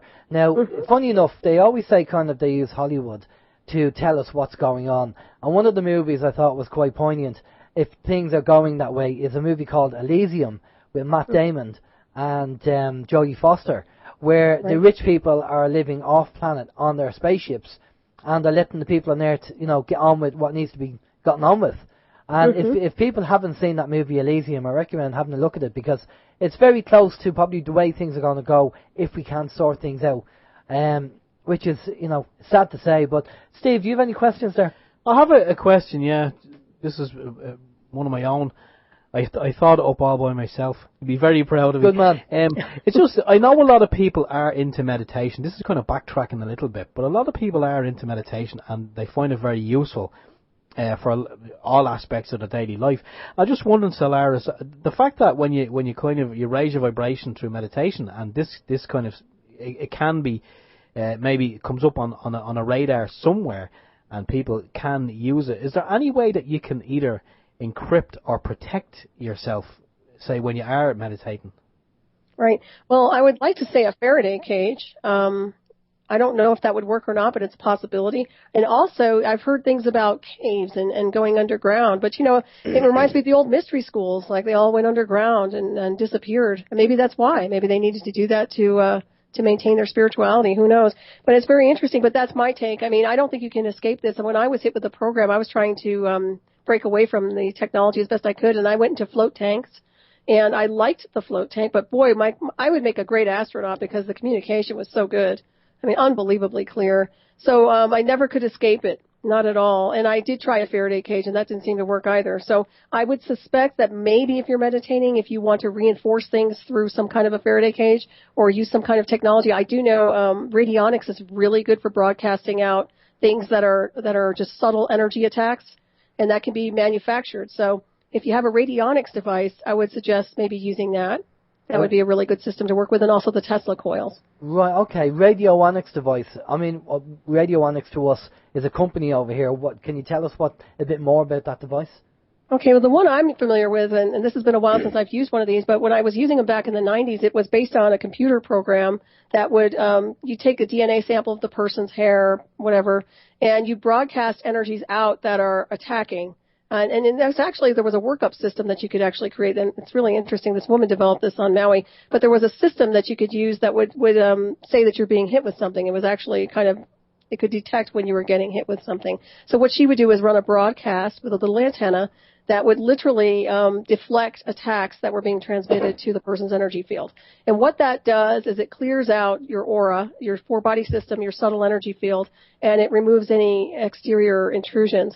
And I haven't done any extra research on that right now, but I think that's I really get the impression that's one of the better things to look at for radionics. I think that's where we're heading in order to deflect this stuff. Right, okay. You're not hearing the communication. I think radionics is the way to go. Oh, go ahead. I'm sorry. Yeah, no, that's okay. We do have a question. Something that Moyles actually mentioned last week as well, and about the powers to be trying to change the dimensional reality we're in so they can go to where they want to bring the population and bring the planet. Now, right. I've also come across a whistleblower that Kerry Cassidy interviewed, and he said that, now again it's all hearsay because I've no proof on the matter, but he said that every time they try and change this dimensional reality to where they want, they're making it worse for themselves. Because whatever way the universe works, it's not allowing them to do it. And they keep, it keeps going back to where it should be, but it's making it worse for them. So every time they change it, they're making it worse rather than better. Have you heard anything about them making any dimensional changes or using frequency to do that? Well, the thing is, when I look back on the Brill Society, for example, or when they used certain mediums to control, manipulate outcomes, I mean, they've always been using psychics and people who are very gifted spiritually to open up gateways, stargates, and celestial areas so they could get and acquire archives.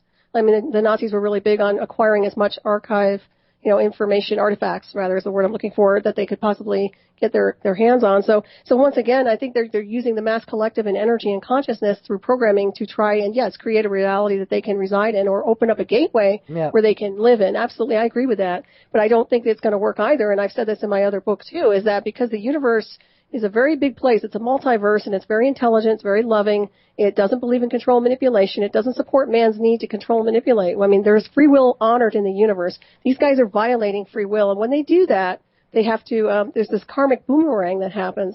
So they're probably going to wind up in a black hole if they don't watch out. But once again, we don't want to all go along for the ride. And if they start entrapping people through frequency, they're going to pull everybody down with them like the Titanic. So what we need to do is break away from that energetic and raise our consciousness and keep ourselves to a higher level of frequency so that we're not being pulled into what they want us to be. because we don't belong there. Yeah, well, see, the likes of people like Drumvalo Melchizedek talks about the Merkaba and learning how to, use a Merkaba. I mean, is he getting people to do that purely to protect ourselves, or would you think that him not knowing about what's going on, making people more susceptible to the system? Well, I don't think his intention is to make people vulnerable, but sometimes I think people can be a little naive, especially if you're working in full light, like consciousness. Sometimes you don't realize that there's darkness shadowing you. And I didn't realize anything was bothering me until I was inducted in 2004, because you get to living into these really high frequencies and you think that you're invincible. But I would say that I think his work is good, and Melchizedek, the transmission of a Melchizedek is very powerful. I'm actually a Melchizedek myself, so I was initiated into that a long time ago. So I can tell you that you're working with a very high frequency and consciousness and things that are very celestial and loving. And I think, the people on this planet really need to start resonating with higher overtones of who they are as a higher self, oversoul, and superconscious is really my take. And that would help derail some of this evil that's happening. Well, we need to raise our vibrations. That's what we need to do. Oh, absolutely. Really? Yeah. So, I mean, part of meditation is, unfortunately, part of doing meditation is actually doing that, is to stay positive, because we all vibrate in a frequency. And depending on the frequency, I suppose the way you see yourself will depend on the level of the frequency that you're actually vibrating on at that time. Knowledge will do that. Yeah, knowledge will do that. Like if you have somebody who's a Buddhist, they'd be operating on a higher level of frequency than somebody who knows nothing about spirituality or meditation. Mm-hmm. So we have to. So their level, the Buddhist level of consciousness and vibration will be higher. So we all have to start educating ourselves and learning about this and opening our mind to more things. And this is what Open Your Mind is all about. Is to get people to realize to do this. It's not just a case of, it's okay knowing who you are as a sovereign person, which is fine, but there's a lot more to what's going on than just the physical. And we have to realize that. We have to realize that we are all energy and we all resonate on a frequency. And what we need to do is lift that frequency up, lift our consciousness level. We need to do that. And I think that's half the battle what we all need to do. But Steve, you have a question there? Yeah, I have two questions. One, Solaris, is from Karen Quinn Tostado from United We Strike Radio. Karen sent us a message just saying to ask you, what about crystals for protection? Well, I've heard good things about crystals. I know that they can accentuate your vibration. So you can certainly use them for healing and for shielding yourself. At the same time, I don't think people who are really interconnected with the communication system are going to get any relief from that. But if you're not being hit with the program and you want to be deflecting these attacks, I would say that would be a good setup for your bedroom at night and putting some crystals around. I will tell you that my house was fully charged with such beautiful energy when I was inducted into the program, so a lot of that didn't really matter. I mean, I had some really powerful vortexes of ascension energy in my home, and as powerful and as shielded as I was, they tagged that field. So it may be beneficial to some people, but it wasn't in your case. No, not at all. But I love crystals too, and I see them as always positive. So. Yeah, definitely. I think they do have good properties. They do. I carry two in my pocket all the time. Yeah. Yeah, to try and get rid of the pain in my shoulder, but it's not working. Another question came in from Vibe. This came in a while ago. I was trying to kind of wait for the appropriate time to ask you, but we didn't really seem to have one, so I'm going to ask it now. Vibe was wondering, what's your take on the moon being a satellite, and if some of Saturn's moons are also satellites? That's interesting. I was just talking to my guest last night, and he was telling me the moon was a satellite. I get the feeling that it's manufactured, that it's under intelligent control, that there's something about it that's definitely artificial. And I haven't looked too far into it, but I do think that there's a lot of technology that's still there, a lot of things that are being deployed from the moon to the Earth, and there's a lot of interest there. I mean, you have a species that's residing there, and then of course we have people here from this world that I believe are actually there as well. So I think that there's a lot going on that planet, and I do think it's an artificial design. Funny enough, I did come across some information saying that our moon is the only moon that doesn't revolve. All the other moons in the planets in their galaxy, they all revolve, they all turn as they're going around the planet. But our moon is the only one that stays exactly the way it is around the Earth. Yeah, there was word that there was actually 3 moons at one time. I can't remember where I read that, but yeah, there's something very auspicious about the moon. I used to really love looking at the moon, and now that I realize that there's so many things there and people mining it, I get kind of annoyed, and I I don't see it the way I used to. Once you become awakened and the veil comes down, you start looking at things more closely. Yeah, definitely. Well, you have to look at everything. What's kind of mad about what we're into? I mean, the alternative media and what we talk about, or the new media, as some people refer it to, is that it's just getting the evidence. You know, it's great being able to talk about it and have a very open mind about it to entertain what's going on.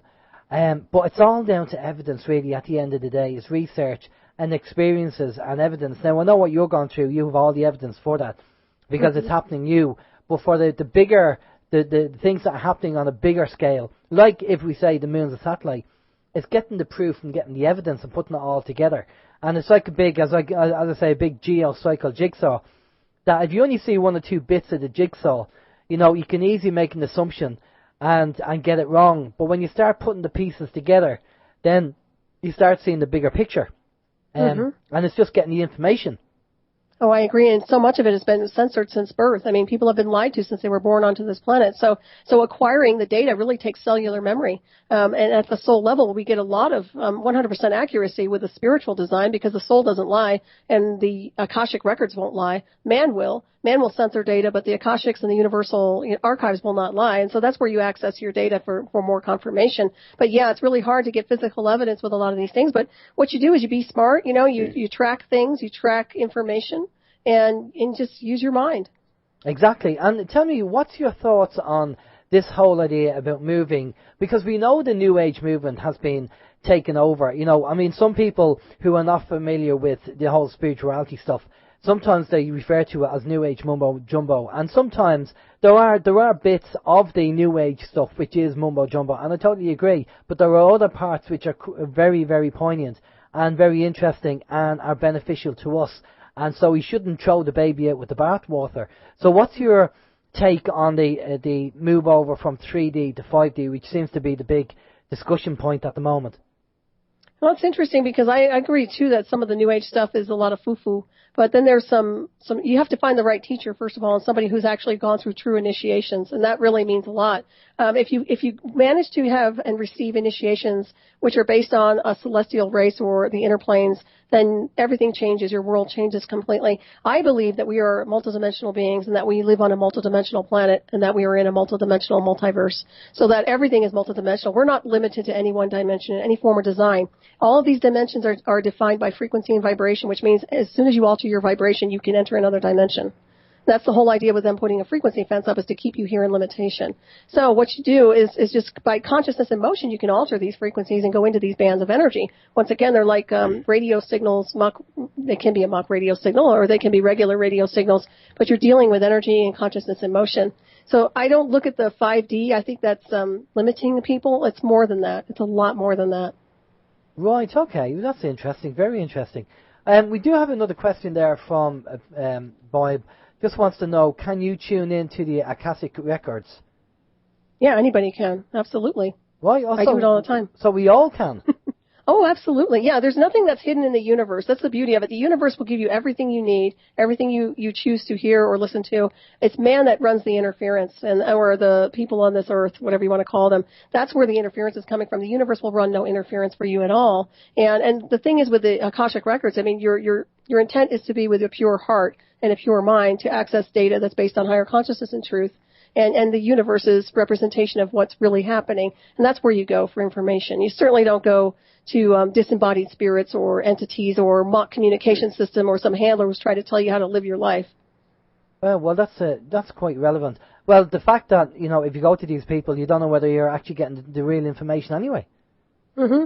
Yeah, you have to use discernment. And I always tell people, you know, I've done readings for a very long time for people, and I really got burned out on doing them because I realized I'm into empowering people. I don't want to tell them what to do, because you can make choices by consciousness and motion every single day, and all the psychic will do is read the energy in the moment. Well, that moment goes in like less than a microsecond. So everything changes by dynamic and consciousness, and I try to relay that to people a lot, that really follow your own internal compass, because that's what's going to give you all the answers. Well, here's the difference with being a psychic and being a spiritual medium. For me, a psychic picks up the energy clairvoyantly, and it'll just pick the energy and what's happening at the moment, where a spiritual medium will link to their spirit guide. Now, you can kind of put a question in the air and go, well, is it a spirit guide or is it a covert technology that the person's getting the information from? I don't know. But there is a difference between, and I do kind of differentiate between, there's a lot of psychic people out there, but there's very few spiritual mediums out there. Because the spiritual medium can work psychically and spiritually, where a psychic will just work psychically. And it's something that is kind of something from my background that I'm familiar with. But again, we have to talk about that loosely because we don't know who they're connecting to. But listen, we've reached that time in the evening, and it's been fantastic information. Thank you for coming on to the show. It's been brilliant, and we've learned so much. And I'm hoping that our listeners, have learned so much about, synthetic telepathy and TIs and the technology out there. It's frightening, but just to kind of sum things up, what's your solution? Give us a few ideas what you'd, let's end up on a positive note. What would be your solutions now for people who might be affected by this, and what can they do? Where can they go? What support can they get? What do you think they should be doing? Well, if they're being hit with any type of a program, do the research, start looking into this technology itself and understand what you're dealing with, and then look at the solutions insofar as what I was talking about with Tesla coils are good, different types of radionics devices are good, anything that will give you some relief from this technology is good, but also documenting the data, documenting the experiences, and finding a support system and a support group for sure. And you also want to make sure that you, this information needs to be exposed to these governments. They need to be really kind of hit right in the head with this stuff. I mean, so that's what I'm looking at, is really coming for getting more disclosure out on this stuff and really pressing them for disclosure, and also paying restitution to people who have been tortured and lost their careers for it. I think that something needs to be paid for the people that are suffering. And I mean, that's a whole different arena, but at the same time, when you take something from somebody, you have to give back. And I think they've taken way too much. Well, I am a big believer of the universal law of karma, and I do see karma as a big elastic band, and you can only stretch it for so much until it shoots back and hits you. So, yep. If and again, I've said this before on the show, some people don't believe in, certain universal laws, and I do believe karma is one of them. And if you get somebody who's at the edge of the cliff, and they say, well, I don't believe in the law of gravity, and then jump off, it doesn't mean that because they don't believe it, that they can just walk straight out and not actually fall. So just because they don't believe it doesn't mean it doesn't exist. That's absolutely. That's just my spin on it. But listen, thanks a lot for coming on. It's much, much appreciated. I'm going to pass you over to Steve. Steve's going to get all your details, websites and everything else off you so we can let people know where they can find you and tune in. But thanks again for coming on. Thank you. I appreciate it. Thank you for having me. Yes, Solaris, thank you very much from me as well. It's been educational, informational, and there's a lot of people looking for your links there, and a couple of people also saying that you've been an excellent guest, and we have to do a part 2 with you. So there may be a part 2 in the pipeline if you're up for that. Oh yes, absolutely. Okay, it's been a pleasure. Yeah, no, it really has. Can you just give us out the website address again, or if you a YouTube channel, or any way people can Night Shadow Anomaly Detectives is my website, and I do have a YouTube channel called Medusa Storm 001. Right, can you give me out the web address again? You said it too fast and I couldn't type. Okay. Night Shadow. Is that night with an N or a K? It's night with an N. Anomaly Detectives. You can Google that and you'll find my website. Okay, Night Shadow Anomaly Detective, and the YouTube is Medusa. Medusa Storm 001. Medusa Storm 001 on YouTube. Okay. We'll get that in the chat box now, in both chat boxes, and then people can find out more about you. Fantastic. Well, thank you so much. Solaris, Steve. again, thanks a lot for coming on. Much, much appreciated. Just stay with us there for a minute, and we'll pop over to a bit of music, and we okay, Steve? We're all good in the hood. We're all good. We'll be back after this. We'll catch you in a minute. This is Open Your Mind Radio on OYMradio.com, UnitedWeStrike.com, and PeoplesInternetRadio.com. Okay, and we're back. A little bit of Queen and Freddie Mercury, I Want to Break Free, just leading us into and taking us out of the break, and I know some people don't like it. Snowflake, I don't know what's wrong with you. You don't appreciate good music. Good 80s music. Nice bit of 80s. Clanad, I don't think so, Andy. Not on this programme. Well, actually, I don't mind a little bit of Clanad. Well, seeing as though I have the computer over here that has the music on it, Yeah, we're not having any. Yeah, Steve's now producing the show, and the computer's over where he is, so I can't do anything about it, I'm afraid. So Atlanta's just going to have to wait for another time. Brilliant guest, great information from Solaris. We will try and do a part 2. She'll be up for a part 2 in a couple of months' time. Apologies for my kind of coughing. I just have a sore throat, and I'm not feeling the best at the moment. But we soldier on anyway, as usual. Now, next week we have a guest. Guest on is Mark Apazio, and that's going to be a very, very good interview because Mark is very, very. His mind is so open to what's going on and aware. And what myself and Steve talk about the fluid belief system is Mark has a similar system. We call it fluid belief, he calls it something else, but basically it's the same thing. And so we look forward to talking to Mark about that because it sounds like it's going to be very, very interesting. But again, just to let you know, just go over about a couple of things for the people just tuning in now. We have Vin coming up. Has Vin told us what's happening later? I never actually asked him. Okay. Well, I don't know, Vin. Maybe if you can just let us know who we got on tonight. Okay. But it's going to be good anyway. It's always good. Yeah, Vin says Billy Maguire for the first hour, then Johnny Bravo, talking about the official offer process and other solutions. So Vin's going to be on in about 8 minutes' time. We're going to be switching off to Vin. Again, just a quick mention, the videos of the light bulbs are now on our YouTube channel, just to show the 3 different types of light bulbs and the power that the bulbs use. The LED bulb wins hands down. I know they're a little more expensive, but the quality of the light is fantastic. It's superb. I can't complain. Very, very good bulb. Excuse me.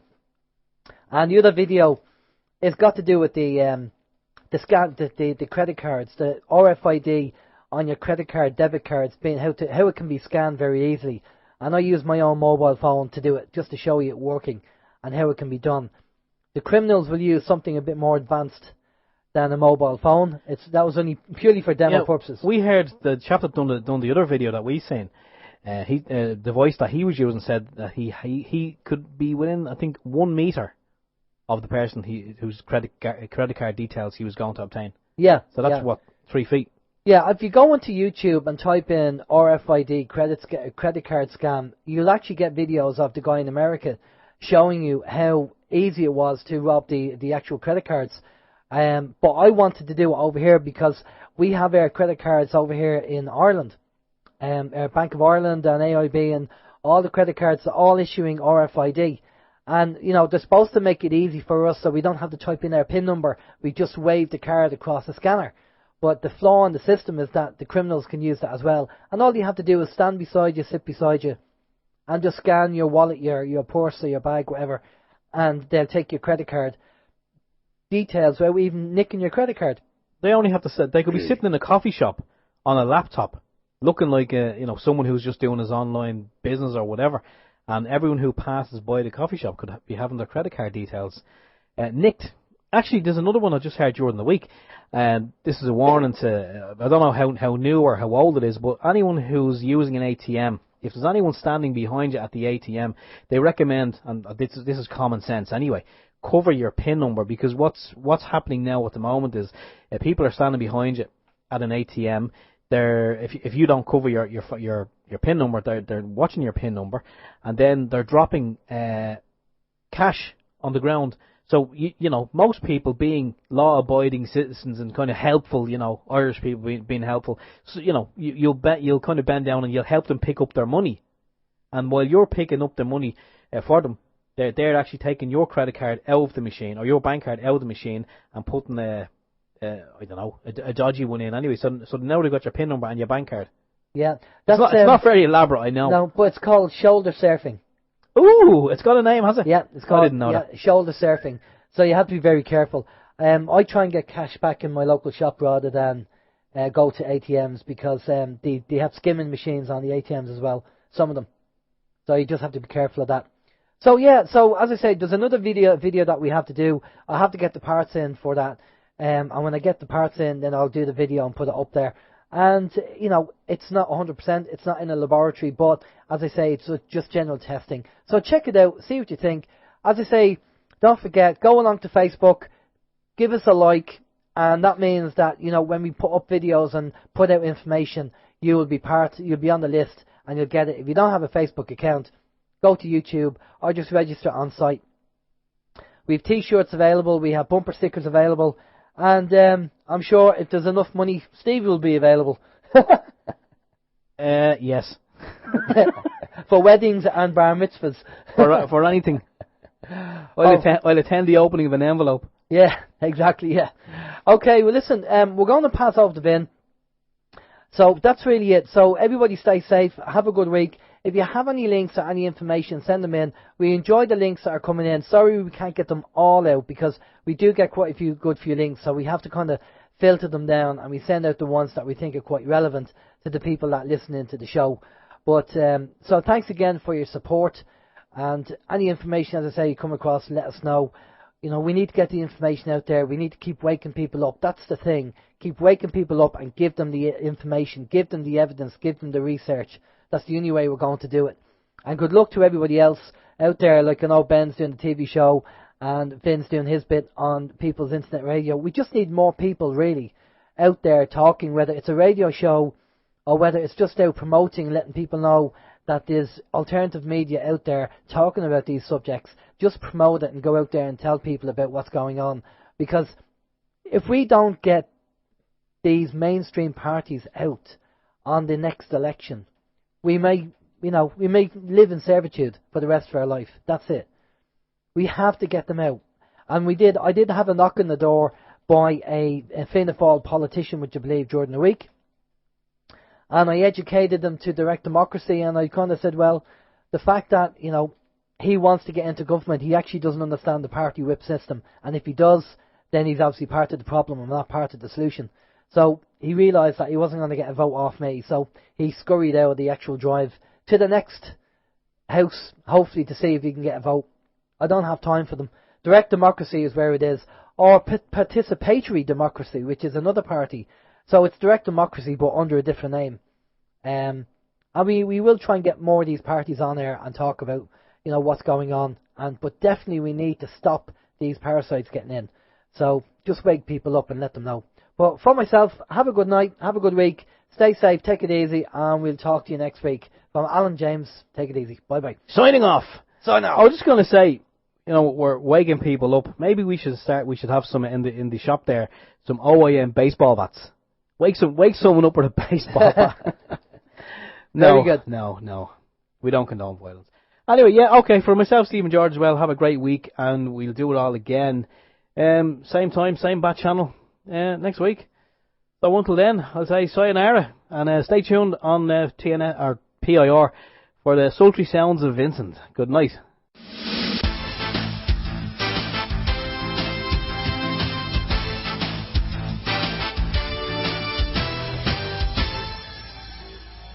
Open your mind.